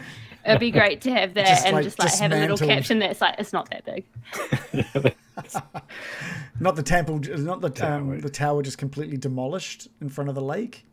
I wonder if there's a wagon card. We can just draw that exploding. Or a chicken. Don't remind me of the chicken. Yeah. I don't know much about tarot cards. I don't know, like, I know there's a lot of them, so I don't know many names, but it'd be fun to look into. Yep, Nuka Quinn says he wouldn't hate it. He'd give that a try. Oh, nice. That's an endorsement. Look, you're selling... High praise. Amazing. You know, people tune in for the D&D, so... Look, it might be a bit new, a bit different. No, I don't get many people coming into the prep stream because people probably don't want to have the story and the stuff spoiled. But man, watching you guys, very talented people, doing some art would be pretty. I think that'd be pretty fun. It's worth a try. Yeah. So have a chat about it in the Discord as well. If there's something you want to see them focusing on, like Random says, the Dicey cards, for sure. Yeah. See more of those. That would be the thing. Yeah. Random, you said you were going to be, not that this is just, I'm not pushing here. You said you were going to be focusing on hooking up some of the last cards while we play tonight. How you doing? You said you're going to be doing that. What are you doing? You said you're going to be done by now. He was too riveted. He says he has been. Which is good. The last little bits that he's shown off just look fantastic. I really want to give little sneak peeks, but I really got to also just push against that urge. A lot of the fun of getting a card is seeing what it looks like, right? For the first time, yeah. Yeah, you get it. That is the reward. Yeah. If you could just get to see them all. I'm just going to hold this like... Hey, get that out of here. Just, that was it. That's all you get. That's all you get. Cool. I really like the American card. It's an awesome... They look so good. In particular, I don't normally like the foil versions of most cards, but the foil version of that looks awesome. Tell me about it. Shannon, text wasn't enough. Seeing the foils that you put together blew me away. Absolutely exceeded all of my expectations. They look amazing, and I can't wait for people to see them for the first time as well. So, yeah, thank you so much for your hard work on the art. Yeah, worth it. Yeah, it's gonna be great. Yeah, I know someone they've got like a cutter and stuff. Like I think you can even cut with the rounded corners and stuff. Oh, with a vinyl cutter or something. It'd be cool to cut cards. Well, I found a place that can do full packs with bubble gum and seal them in little card packs and everything. Oh yeah. And you can get a sample with your own art on it as well. So I need to once we get it, I'll totally organize a sample pack just to see what it looks like, and then we can open it up on stream and have a look at them as well, which would be fantastic. Oh, we should all get one. We should all get one, and then we could trade. Yeah, that would be so cool. Yeah, I've got some cards like that, but they're Wellington buskers. Okay. They're drawings, and there's gum in there. I've never opened them, so they're sealed. It's got like the girl with the Muppet and the guy that juggles and stuff like that. How far does it go back? Does it have Blanket Man? Could do. Yeah, it's about that. Yeah. Kenny's Cafe guy is who you're talking about with the juggling the tennis balls, right? Yeah. Yes. Yeah. What's his name? Kenny's Cafe, did you say? Yeah, he used to stand outside a place called Kenny's Cafe, and so he then inherited the name Kenny. And apparently you go up to him and he sells weed. That's what I'd heard. I'd heard that as well. Well, we used to have a photo of him on our He's always got like wall. a small plastic bag next to him, like always, all the time. It's probably just his lunch, but he can't really juggle very well. He doesn't. Nah, he doesn't even try with the juggling. It's a front. The juggling's a front. Yeah, well, who knew? On our wall of our flat, we used to have a photo of him with a heart on. What? I hate it. What? Is that to commemorate like that C-3PO trading card with the big boner? What? Yes, similar. Right. Yeah, I know the one. What? One of the old Star Wars trading cards. Is it a trading card or is it on a collector card? No, I think it was a collector card. They were messing around behind the scenes, and they gave him this. They gave C-3PO this big metal dick, and they took it. They snapped a photo just for shits and giggles. Wasn't there for very long, and it ended up on a trading card. Maybe that's why Han Solo calls him Goldenrod. Right. I'm way too scared to Google that. Larp Kiwi says he's heard of Blanket Man. He said, I've heard Blanket Man is like your version of One Dread. The urban cryptids. One Dread is a homeless, I assume homeless guy in Auckland who just has one enormous dread that goes down to the ground. Right. Ooh. Blanket Man died. He did 10 years ago. Yeah, it's been a while. Blanket Man was a lawyer in his regular life, and very sadly, and I'm sorry to lower the tone, I think his wife left him, and he hit the bottle. And he lost his job, and he lost his house and his family, and he became Blanket Man. But he was a well-respected lawyer whose life. What the hell? Insane. I would watch a show where Blanket Man goes back to court as Blanket Man, though. That'd be a good show. Everyone's just like no comment. Somber story. And then you're like, what if it was a sitcom? Sorry. Yeah. I don't know what it is. I'm in the chat. Yeah, no comment. I have a super inappropriate song about that now in my head. Like an opening jingle. I'm not going to share it, actually. Lord. We've got a question of the week for the players. If you made your own D&D show, what witty name would you give it? Getting dicey. What are you talking? No, he said witty. Yeah, witty. Zing. What name will we call it? A show about D&D. It's difficult to put us in the spot where we've got one. Is it going to be? Well, I'd start by getting rid of the fucking name we've got. Are you talking about like a bunch of us? We were all involved in naming Getting Dicey, I think, apart from maybe Adam. So, and it shows. Well, then you go ahead and lead us in with your witty name. All the rest of us have the name Getting Dicey. Adam, what's your show going to be called? Yeah, I'd call it Fiends, like friends. It would be like the F is in the dot, and then I dot E. That's good. that's actually pretty good. That's good. So there's a new rebrand next Oh, week. damn it. I was hoping that would trip you up. Shannon, let's get on to a new rebrand. Hang on, because I thought of that and I thought, oh, that'd be cool. But I'm pretty sure that's like a Mad Magazine thing. Right. So you're just stealing material then? Well, no. What I'm saying is I'm equally as funny as all the creators of Mad Magazine put together. Yeah, perfect. I've also come up with this idea about this old man who lives in LA, and it's kind of like a semi-fictional autobiography of himself, and he like created this hit show, and it's called Curb Your Enthusiasm. And I've come up with it myself. Okay. Lap, do you mean like a D&D show, kind of like how Big Bang Theory is a show about geeks, like, or a D&D, like people playing D&D, or just Like Big Brother, but they have to play D&D 24/7. or just like nerds that get together to play D&D, but it's more about their life around that weekly gathering? Or is it just a fantasy show based Like on the Lord of the Dungeons and Rings. Dragons world? He just said ... yes. Okay, so I think we also need to pitch. I think we also need to do the pitch. Just yes. Yeah, that's fair. So you have to do the show and the pitch. So It would have to be like. Can I say one that isn't my idea, but somebody made a movie and it's about a dungeon master and his whole life revolves around being a dungeon master and trying to be the best dungeon master he can be. But he has no real friends. Even all of his players, he doesn't interact with outside of it. And it's called Zero Charisma. Oh yeah. Is it a real movie? Yeah, it's a movie.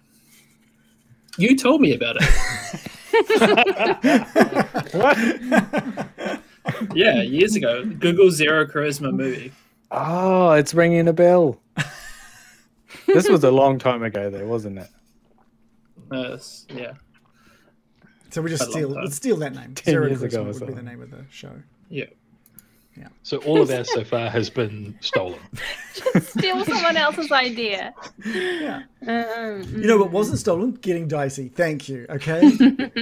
Well, it's hang already on, wasn't it's someone already got a online- YouTube thing. If Yeah. you search "Getting Dicey," that other thumbnail shows up with the lady doing the comedy. Okay. I'll have something original to offer. My show would actually be an actual fantasy show. So not like meta or anything. It would just be like a straight fantasy show. And it would be about our crew, and it would be called The Bard, the Druid, the Wizard, and the Rogue. And that's just the concept of the show. It's just like, that's it. It's original. It's not good, but it's original. Yeah, it's got that. Shannon, I just want to say Yeah. her channel's called Things Get Dicey. Okay. It's But they're newer than their us. thumbnail says "Getting Dicey." That just says Things Get Dicey. Oh, Unless they've changed it. Are you talking about the Instagram account? YouTube account. maybe. Paula Deeming. It's Things Get, unless she's changed Getting it. Dicey. Look, I'm just saying. Okay, she didn't start doing anything. Yeah, Look, Paula. I'm just gonna Deming. I'm just gonna drag her down now. You know what? She's only been doing it for 2 years. Things Get Dicey. Anyway, she's great. And that's my pitch. Hold Hold your applause. This is how we roll. Lab Kiwi says that he came up with that question after seeing all the cheesy pun names for streams. Yeah, there's a lot of them. I think if you've got a D&D stream, it has to be a pun of some sort. Pungeons and Dragons. I guarantee that exists. I guarantee that exists. You reckon? I guarantee it doesn't. I guarantee my show doesn't exist because the name is extremely clunky. So think about that. There's a D&D Reddit. You could get the thread URL. called No, there is Puncheons and Dragons on YouTube. Yeah, of course there is. Yeah.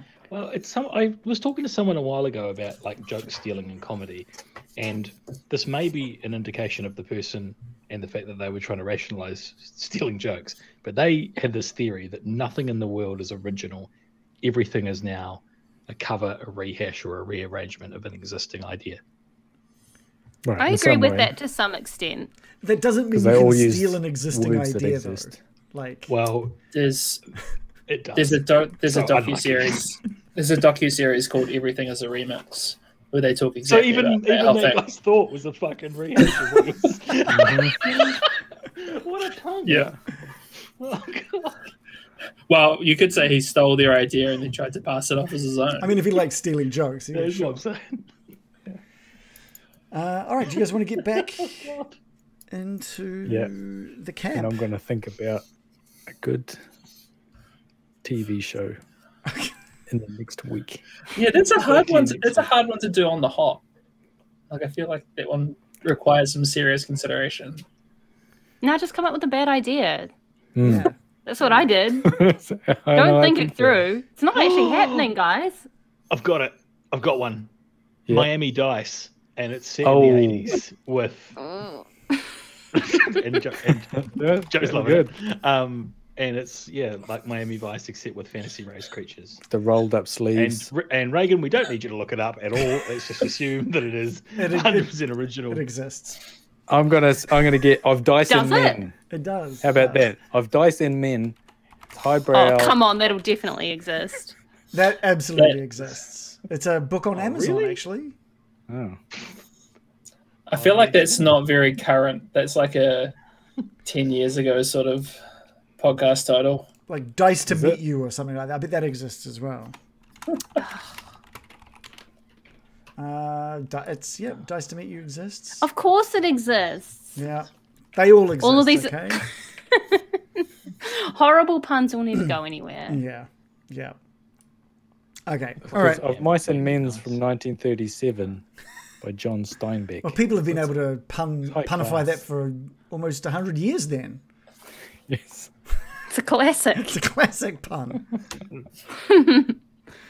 All right, let's get you guys back. That's why you go for an original yet bad name. I'm just saying. I wonder if we can turn on some more kind of liveliness within this. Get the accordion out again. They love a bit of accordion, True. don't they? Sounds like there's a little bit of noise there. I want to get some like laughing and Whipping. some celebratory whipping. Recreational whipping.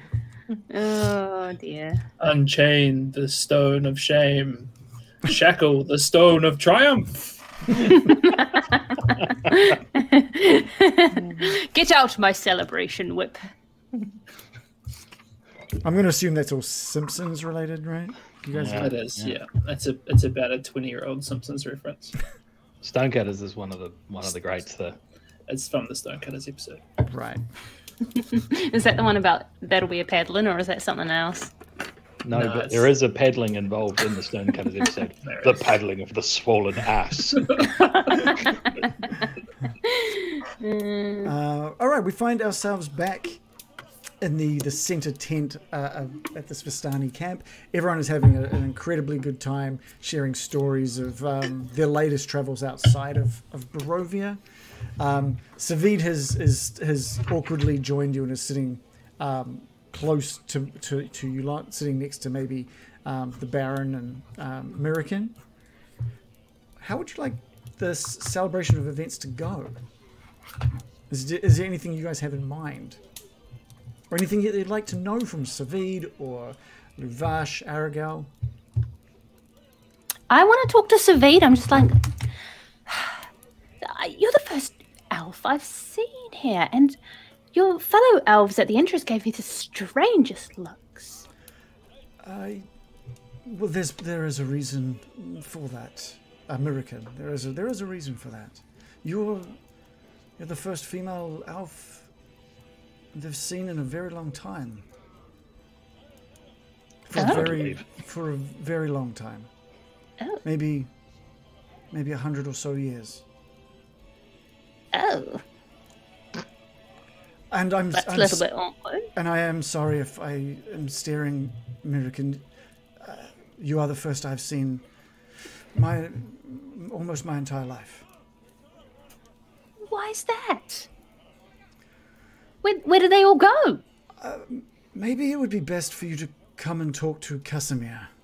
There we go. Here we go. We've got a lead, guys. Oh, maybe you should come and talk to me in my wagon about it. It's getting late. I'm like, it's not happening, Savid. I'm sure you're underage. I just know it. I'm like, how? First of all, actually, though, how old does he look? Does he look over 100, like a nice legal age? Because I just won't even. Definitely. Just not consider it. Yep. Absolutely. He looks to be. You are considering it. He does look to be a similar age, maybe a little younger than you, but not much younger than you. Uh-oh. Yeah. She's like, you're saying I look old? Look, he is a bit of a cutie pie, but it's just not my. No. I think. So I'm not here for that. He will be gutted. The first woman he's seen his whole life, and he's just No, it's Savid is a tender man. He's a well cooked tender dish. I mean, when you've got your pick of every man alive, why would you go for the first? Honestly, Barovia does not set a good mood, if I'm honest. This is why there's so many. Kind of a bummer. Yeah. No, but we need to get serious. Who are we going to go see? I guess he's the leader of us elves. His name is Casimir. Casimir. By the way, is it just me or did they treat you a bit like a second-class citizen? I didn't like the way they looked at you, talked to you. I guess there is reason for that as well. I'm getting angry. We are effectively here to, as you probably noticed with the houses surrounding this hill, we're here as guards for the Vistani of this camp. Just in case anything happened with the population of Vallaki. If for any reason anyone was to come in here, we are the ones that have to ensure the Vistanis stay safe. Oh. Looks like we've walked into a complex political situation again, guys. Let's kill everyone. Let's fix it. Yeah. Shall we start an ill-fated uprising yet again? Yeah, the Elf Uprising. This will be right up Baron's alley, surely. Yeah. I'm checking my pocket for pamphlets, just to perhaps hand out later on. I assume the rest of the crew have also been listening. It's probably there's quite a bit of noise within this tent at the moment, and I assume there would be some of you trying, like, keeping some conversation going with Arabelle and Vash and some of the Vistani. So maybe this conversation, I don't think this is the kind of conversation Savid would be talking too loudly about. Okay. So it would be more than likely anyone who's just close to Savid at this point. Is anyone else interested in going to see Casimir if they've been listening? Yeah, if I can take a bottle or something, I'll go. Yeah, I'm just like, it just wouldn't be a good look to slip out of the party, just me and him. I just don't want anyone to talk. So okay, let's go together, Brian. Yeah. Plus, I think they gave a weird look. Let's say that both Irina and Ismark are inside this tent as well, and maintaining some kind of camaraderie with the Vistani. So if all of you wanted to venture out to see Casimir. Well, yeah. Yeah, I'll follow along. Okay. Let's go. Yeah. Where's this little token? I'm ready to get fired up, if I'm honest. I don't like what I'm seeing here. Yeah, but I don't like anything in this fucking shithole. Wow. TripAdvisor reviews. I mean, in Barovia in general, I was like, I've ended Yeah. up as a mass murderer. Savid walks out of the camp and let me just bring Savid's token over. Okay. Yeah. And heads around the tent towards the southern side of this tent here. And there is a house directly south of this tent that he seems to be moving sort of towards. Oops. And the house looks just like any of the other houses surrounding this ring of wagons. And he just continues his way down. He's going to be very interested in hearing your stories and what you've been up to within Barovia. So who's coming along for the walk? Yeah, I'll go along. Okay. Yep. Bill? Yeah. Okay, great. I think Arabelle and Luvash, or maybe just Arabelle. Arabelle gives you a bit of a look as you head out of the tent, but he notices Savid is with you and just goes back to drinking and talking with Ismark. You can see as you get around this house, you can see standing quietly in front of the house, bathed in the warm light of its lanterns, are 3 sullen, grey-cloaked figures, their angular features in black flowing half hidden under their cowls. So they're all sort of cloaked and they've got their cloaks and cowls over. And Savid approaches them and says, "Is Casimir available for some very important visitors?"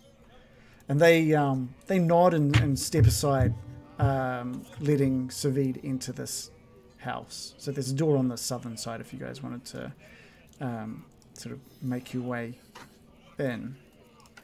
The interior of this house, there's a lot of it's not overly like tidy. There are curtains up sort of instead of walls, so there's just sort of curtains sectioning off sections of this house. And seated at a table is who you can assume is Casimir. He's also cloaked, and you can see scars on his face, and where some of the cloaks have sort of protruded a bit to cover the elven ears of the guards. There doesn't seem to be the same sort of shape to his cowl. There's no sort of area where you would see ears pointing out in this on this character. He stands up. And, Mara, can you give me a perception check? Yes, I can.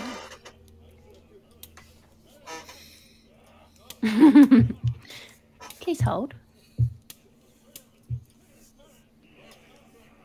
Listen to those men in the background, though. They're having a good time. I'm happy for them. Let's turn on Casimir's house sounds. I rolled a 17 plus 6 for 23. Okay, great. As he gets up, the cowl folds in such a way that you're sort of watching intently. You can see that the scarring continues off to the side of his face. And where you would expect to see elven ears, there's no ears. It's like they've been removed. You can sort of capture a small glimpse of that. And he says, "Savid, why have you brought these men and this elven woman to me?" He's kind of caught for a moment as he sees you, American. And Savid says, I feel like maybe they share some of your sentiment, Casimir.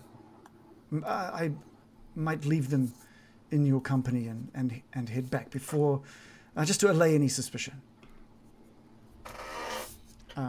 Casimir nods and Savid makes his way out of the house.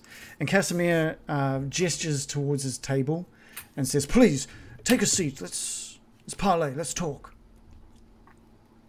Oh, my. I'll sit down. He says, "First of all, the one thing I need to know, how long have you been here?" Just a week? Yeah, I was going to say, Elf 54, this is episode 54. You guys have only been here like 6 or 7 nights, by the way. Around about. What? Yeah, it's only been about a week. It feels like months. I've slept maybe 6, 7 times. But it feels like an eternity. That is a good 6 or 7 nights longer than most. Sleep, you've done well to survive Strahd's land. I do wonder why Savid has brought you to me, though. Do you have questions?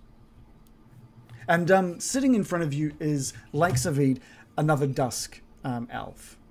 His sort of darker greyish skin is just really quite scarred. He looks to be maybe 100, 150 years older than you, American. So he's definitely getting into middle-aged, I guess, for an elf. Still looks good, considering he's middle-aged. He still looks good. Minus the scarring. Probably. Minus About the a 6.5 out of 10. minus the disfigured ears. They're both scarred. Solid 65, was it? yeah, solid 65. His face is scarred. American's the only one at the moment that's really picked up on the fact that he's missing both ears.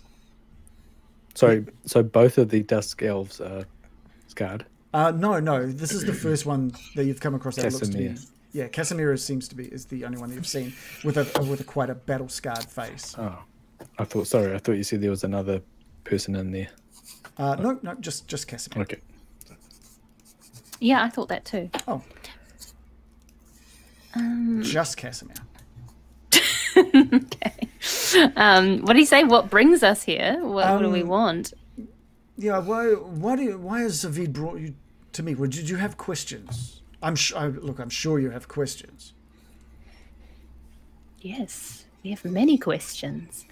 I mean, we were just brought here by mysterious mist. We've just been learning about the history of this place and Strahd. We're trapped here. Everyone lives in misery. And now I come to this place and I sense injustice in the air, injustice against my fellow elves. I won't stand for it. So, Savi told you about what happened to us? No, he said you would explain. Which is why he brought you to me. Do you have the time? It's quite a story. We got all I night. have time. Where to begin? You might be wondering why we are here to serve as guard for the Vistani, maybe. Yes. When Strahd was just a man, not the beast he is now, the Dark Elves of the land tried to bring him down. But his army was too strong and on the verge of being completely wiped out. Strahd's armies... we surrendered to Strahd's armies, fearing we were going to lose all of us. He left us to be at the mercy of the Vistani, his favored people. And they were the ones that brought us here to Barovia. And we were free to come and go with the Vistani on their travels as needed until the curse fell upon Strahd and us as well. Cursed us to remain within the misty walls of Barovia. My, that sounds awful. I still have so many questions. Do you know the nature of this curse? No one seems to be able to tell us anything about it. Why are they his favorite? They saved his life once, and he's just gonna let them leave? And I don't understand anything about this world. That's just how Strahd lives. Those who look after him get treated incredibly well favored and treated like gold, while any who oppose him are toyed with, left to suffer. And suffer we Dusk Elves have. Well, were you... Sorry. Can you tell us a bit more about when your armies clashed. Did you manage to find a weak spot of Strahd's, or... This was before Strahd was the beast he is today. He was just a man. We thought we would be able to get through his forces and wipe him out, kill him, take him from this land. But this wasn't even in Barovia where this was fought. This was back at his hometown. Oh, the one that we saw in the mist. You've seen the visage? How have you Yes. seen it? I believe it's pronounced visage. It's the kind of word you only read, and you're never really sure how to pronounce it. Yeah, and it That's means what I'm face as saying. well. So it's not like it's well, a mirage. I think you mean I believe it's pronounced You tell him, mirage. mirage. It's pronounced American. I'm going to make him feel so bad about his own storytelling capabilities that he shuts up forever. Sorry, I'm just trying to inject some levity into the situation. Please, Leviathan. go on. Levite.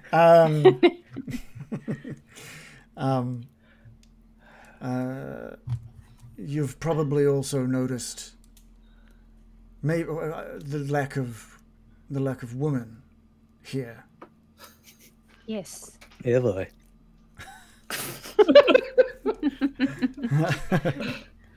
What type of woman? Yes. Elven woman or woman in general? You guys I've have seen seen. loads You, of you guys We've have clearly seen plenty of women. You've seen Vistani women in this camp. More horses helping out. than women here. But I've seen other women as well. Not Dusk Elves. Irina, we got Very Mad Mary. Yes, that's true. Yes, while Yes. there are many women still within the misty walls of Barovia, you will unfortunately never find a female Dusk Elf. Why is that? Do you know? Oh, unfortunately, these scars will forever remind me of why. But it too is a sad, long tale, if you are willing to hear it. Of course. Well, the other one wasn't that long. He's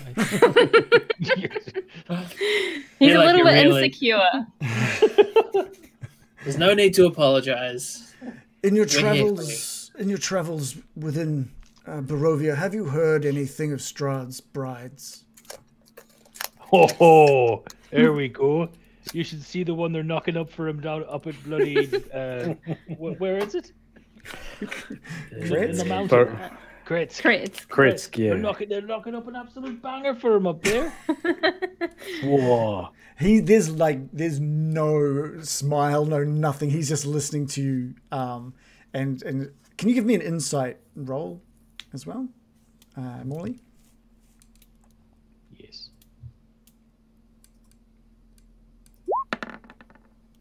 That's a 10 plus 1. Cool. He's almost not taking in any kind of lighthearted anything at this point. It's all very serious. He turns to Bill to continue the story. All right. Okay. Have you heard of Patrina? Has anyone talked to you of the tale of my sister, Patrina? No. We've not heard of Petrina. This too was well before Strahd was the devil he is known to be now.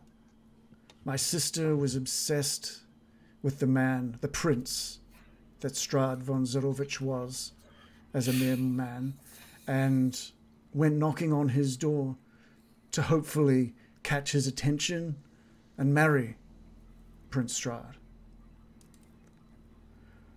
He became infatuated with his brother's bride-to-be, and my sister was forcibly removed from Castle Ravenloft and brought back here to the camp.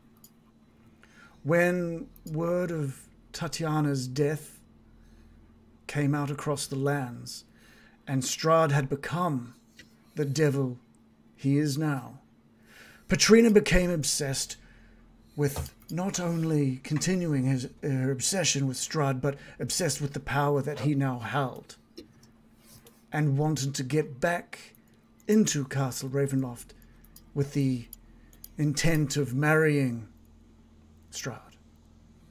There was nothing any of us could do to hold her back, and she left. Months, maybe a year later, Petrina returned to this very camp to gather some of her belongings, and there was a fear that she was now married to Strahd. It was not... We couldn't get at the information from her to whether those rumors were true. So she was stoned to death here at this very camp. And when he tells you this, his voice is breaking a little at the pain of his sister being stoned to death. It was the only thing that I could think of doing to stop Strahd from ruining her life. I couldn't have my sister become some evil creature with a grasp on this land. And he stops and he hangs his head. What we didn't foresee was the payment that would come from Strahd. He sent one of his servants, an old friend of mine, Rahadin, to slay every female Dusk Elf in our camp. It has been 100 years since this fate has fallen our kind. And I fear it is only a matter of time before the Dusk Elves here cease to be.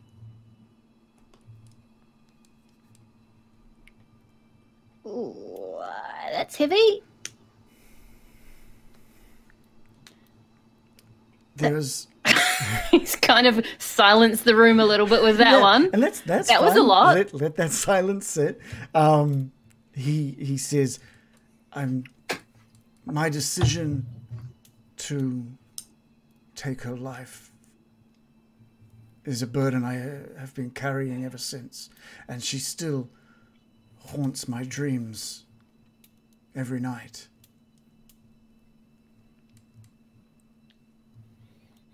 Thanks for being so honest with us, Casimir. That's a hard story to tell. It's a hard story to live, my friend. I believe that she has repented for the many sins she committed while within Castle Ravenloft, and I believe her spirit still languishes somewhere in the catacombs beneath Castle Ravenloft. So, because her soul can't escape, you don't think she's gone into another body? You think she's in Ravenloft?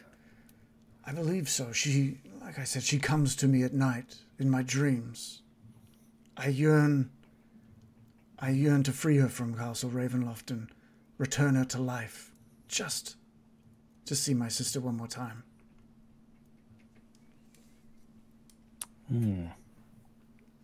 And what about Rahadin? Is he a Dusk Elf? Or? Rahadin is a Dusk Elf. He is probably one of, if not the most loyal servant to Strahd, and has been for quite a number of years now. Do you want a drink? And he nods, and he gets up and walks over to a small shelf and gets just these kind of dirtyish, dusty glasses off the counter and places one in front of everybody. And moves to sort of just pour a glass of just a kind of water for everyone. He doesn't have much in this place. Wow, just water. Okay. I'm just going to pull my hip flask out and tip it into the Yeah. water. Anyone want some of this? I'm going to pour it in anyone's cup. No, enough for you, Morley. Baron, please. No. 6 years. Fair enough. But what? You're amongst friends. I just want you to know that. And Morley kind of taps his ears and looks at Bill and American. He sees that and he grabs onto his cowl and he pulls it away from his head and loosens it around his neck. And you, for the first time now, are seeing that the scars on one side of his face reach all the way back to one side to a disfigured, removed ear. And on the other side, his other ear removed as well. My old friend Rahadin took these from me, as well as every female Dusk Elf at this camp.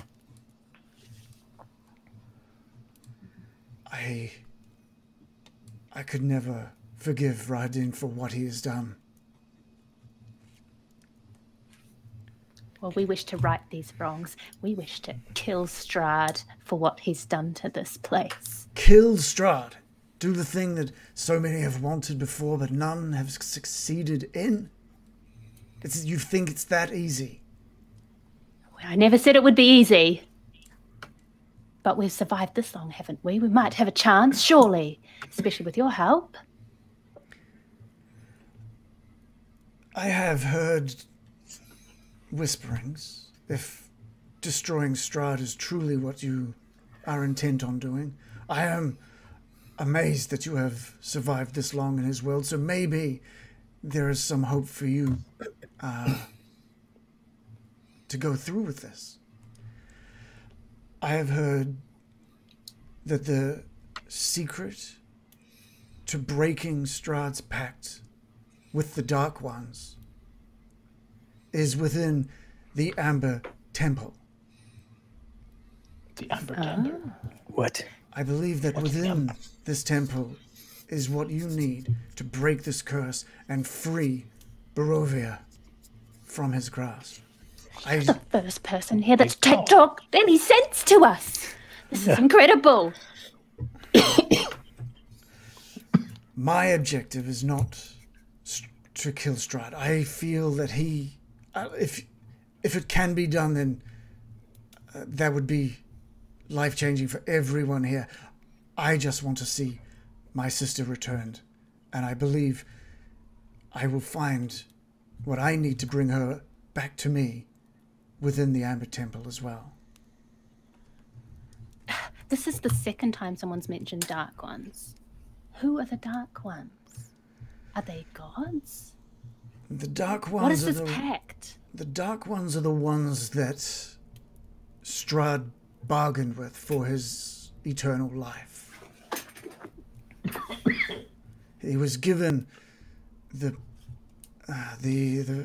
immortality from Vampire, one of the Dark Ones, but that came at a cost, cursing him to immortality here and here alone, stuck within these very same misty walls you and I find ourselves in.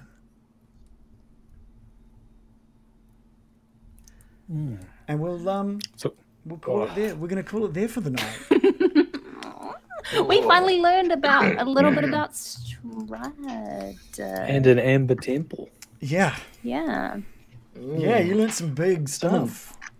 Finally had some useful information for us. Yeah. Well, we'll see. Maybe useful for you.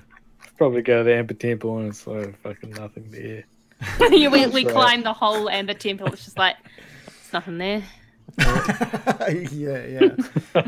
Larp Kiwi says, Casimir and Rahadin, those are names I've been waiting to hear. I hope I did some justice. Cool. I hope I did some justice, Larp Kiwi, to Casimir and his history and his story. Casimir was a dark soul. Dark elf. Wow. Both. Look, he's got makeup. Nice makeup. Yes.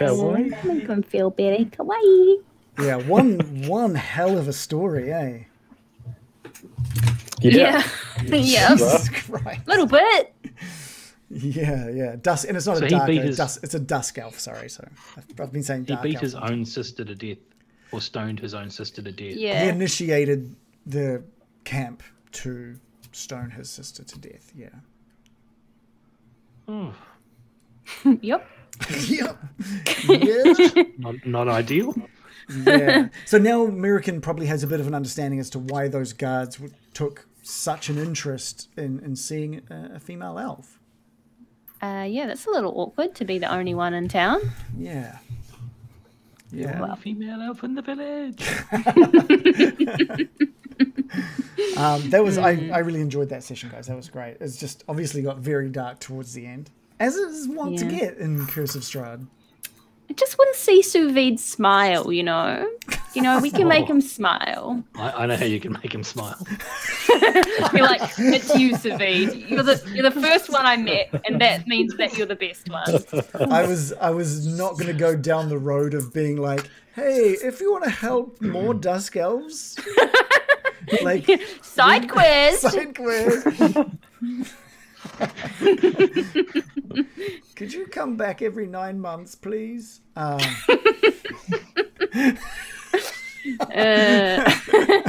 Larp Kiwi says you're like Smurfette for this village. Yeah, true. Wow. You know, Smurfette started off evil. What? What? Really? Yeah, she Yeah, he was. she, Gargamel made her. Made her. yeah, she had black hair. Oh, wow. I didn't know that. Yeah, she was a goth. Yeah. But I Goth guess Smurfiness made her blonde and Ah. good. Is that canon? Is that in the actual cartoon? Yeah. Wow. That's kind of dark. She was supposed to infiltrate the Smurf village. Right. Oh, right. Okay, cool. Yeah, that makes sense. Does it? Does it? Well, Does it kind of really? it makes more than sense than just having one female Smurf for no apparent reason. Yeah. It would What's be the like movie Strahd where- creating a female Dusk Elf and sending her into the camp, I guess. Yeah. Yeah, but Yes. it doesn't make Gargamel much is sense. Strahd. What were you saying? Adam? Strahd is Gargamel. There's some movie where someone's got a grim, dark theory on Papa Smurf and Smurfette and the whole goings on in the Smurfs. I feel like it's a Kevin Smith film, like Clerks or something. Oh, right. I feel like I've seen that. Are you sure Yeah. it wasn't like Donnie Darko or something? I think it was It I could have think it was been. Clerks, right? Wasn't it? Tony No, Dark. someone in the Donnie chat. Darko. Something about Oh no, the Clerks has the story about like working on a. Batman. Oh, I was thinking of the working no. on the Death Star, like all these people working on the Death Star. Anyway, old movie. Have to rewatch it. Yeah. All right. How are you guys looking for next week? You guys already got Monday night free next week, so we can continue this. Cool. Yeah. No. Yes. All right. And we need to start talking about when we want to fit in an origin story as well. Yeah, take a break from all the genocide and whatnot. I know. We just had like 7 weeks off or something, or 8 weeks of no playing. We're like, all right, let's get back into it. Drowning Girl and Genocide. Cool. Okay, good. Back into it. And stoning your own sister. Yeah. Whipping. That was like 100 like years ago, slaves man. and- Don't hold on to it. See. Yeah. It's been Anyway, Yeah. All right, well, we'll be back next week at the same time. Also, we're at like 886 followers, which is awesome. We're so close to 900 followers here on Twitch. We've got like some great, we've got like 15 subscribers, which is awesome. We've got Close to 888. I know, it's so close. Just 2 more. If you're watching and you haven't followed, you could get us to 887. We've got 1, 2, 3, 4, 5, 6, 7, 8, 9, 10, 11, 12? 1, 2, I think 12. We've got 12 Patreons at the $4 a month tier. We just need 8 more and we can have our 20 fucking snacks session. That's exciting. We want to get that we want to get that done. 20 snacks that we can just for you guys. Just have some entertainment, a little bit of brevity from Curse of Strahd for just a moment. Nuka Quinn says he can't wait for the origin stories. I'm super excited. I think it's going to be awesome. Can't rate that enough. Next week, hopefully we would have, by the time we go live next week, we would have done our testing of our collector cards. Hopefully they all go well. And if they go well, random, if the testing goes well next week, random, does that mean it'll be live for Monday night next week? Because that would be amazing. That would be so exciting to get that up and running. I know all the art's done. The art looks amazing. I can't state that enough. I've still got to make another back. Oh, right. Okay, we're going to make a backing for the card, which is cool, because you can flip the cards and look at the backs, which is great. It does look neat. Like, a random's amazing. Yeah, the system like, random's no created is just so good. Anything else? Random says, nah, I need to host everything and submit the extension to Twitch. Oh, okay, so you actually have to submit it before we can go live with it. That's fair. That actually makes sense. Okay. Hopefully nothing pops up there. So it might be a few more weeks then. It might be a few more weeks. But at least if you want to get a look at it next Sunday on the prep stream, just stop by, be in our Patreon list in the $4 a month, and you can help us test, which is going to be a huge part for us. Check out our previous sessions on YouTube or podcast. We've been nominated for a New Zealand Podcast Award, so that's awesome. We'll leave you guys know more about that as we learn more about it. I learned something more about that. Oh. They've had over 1,300 nominations. Okay. Well. That explains it. Got it. So literally anybody with a podcast is... Just everyone in New Zealand's been nominated? Oh, okay. Never mind. Well, so they're letting 1,299 losers. So they're letting everybody know that they've with a cool graphic and everything, and a little witty saying about their podcast for 1,300 podcasts. It's like the Edinburgh Fringe Festival. Everyone thinks it's this premier festival where the best of the best are, but actually anyone can fucking go and everyone gets accepted. Yeah, okay, well... Case in point. Here we are. Well, we've got nominated. Well, this is super exciting for us, I guess. Very good. Very prestigious. Tell you that information. That's No, you'd rather know. You'd rather know. And when we win, we can say that. Yeah, exactly. We beat off 1,300. Yeah, we beat off 1,300 other podcasts, but that's... And that's how we got the award. And the judges. We beat off 1,300 others and the judges, and we won. All right. Okay, well, we'll see you guys next week. I'll be doing a prep stream on the on Sunday. Because I've run out of everything I've prepped. Literally, that's why I needed to make sure we stopped right then and there. So I need to have a think about what you guys are up to next and where you guys might be going, because things are going to get pretty interesting from here on in, I think. Yeah, I reckon we go to dinner if I was to put it all in a time frame, I would say you've done 2/3 of the story, I would say. I think. That's a lot. I think. You know what? But I would say the dinner with Strahd, if you guys do it, would normally be something people would do probably even in the first third of the campaign. So don't think dinner with Strahd is like going to be the end of it. It may or may not, depending on what you guys do. You could absolutely turn that moment into the end game moment if you decided to, or something else. I don't even want to go there. I'd go there if we had a fucking chair to take. Who the hell goes to dinner with the baddie in like the first third? You got very interested in that. James Bond. I mean, it depends. He doesn't know it's the baddie at that point. It's just dinner. Although they don't know he's a spy. It's kind of awkward to go to dinner with someone who's actively tried to harm you, though. Well, he hasn't. Like omniscient. He hasn't really tried to harm you guys yet, though, has he? Yeah, he has. He's sent wolves out. He controls the wolves. Ted Bundy. It's just a ride. Just a lift with Ted Bundy. Anyway, so I need to do a bunch of planning to see what might happen. Larp Kiwi's saying we should go raid another channel, send our viewers off to say hello to someone else. I don't know if there's many other New Zealanders streaming. Next stop in Strahd, I reckon, Parry Wimple. Ooh, that'd be Harry interesting. Wimple, the That'd be big lad. interesting. The big man. The big lad, the prophesied We one. murder his uncle. big boy. Yeah. Here we go. Let's We're on a roll with all the murder we've been doing. let's go send you guys off to some Australian D&D players called Down Under Dungeoneers, the Down Unders. Let's go send you Under. off. That's good. So we'll say goodnight. Strength.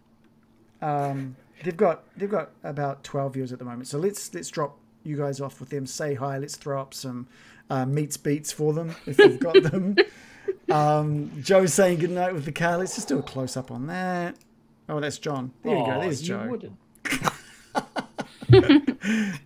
Thank you. So let's go over. We can say goodnight. Thank you, everyone. Same time next time. Let's start the raid. See how this goes.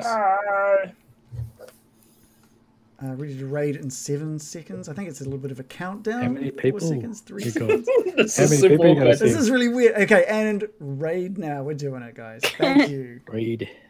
What's a Raid. I don't think anyone can hear us now, so we can just stop.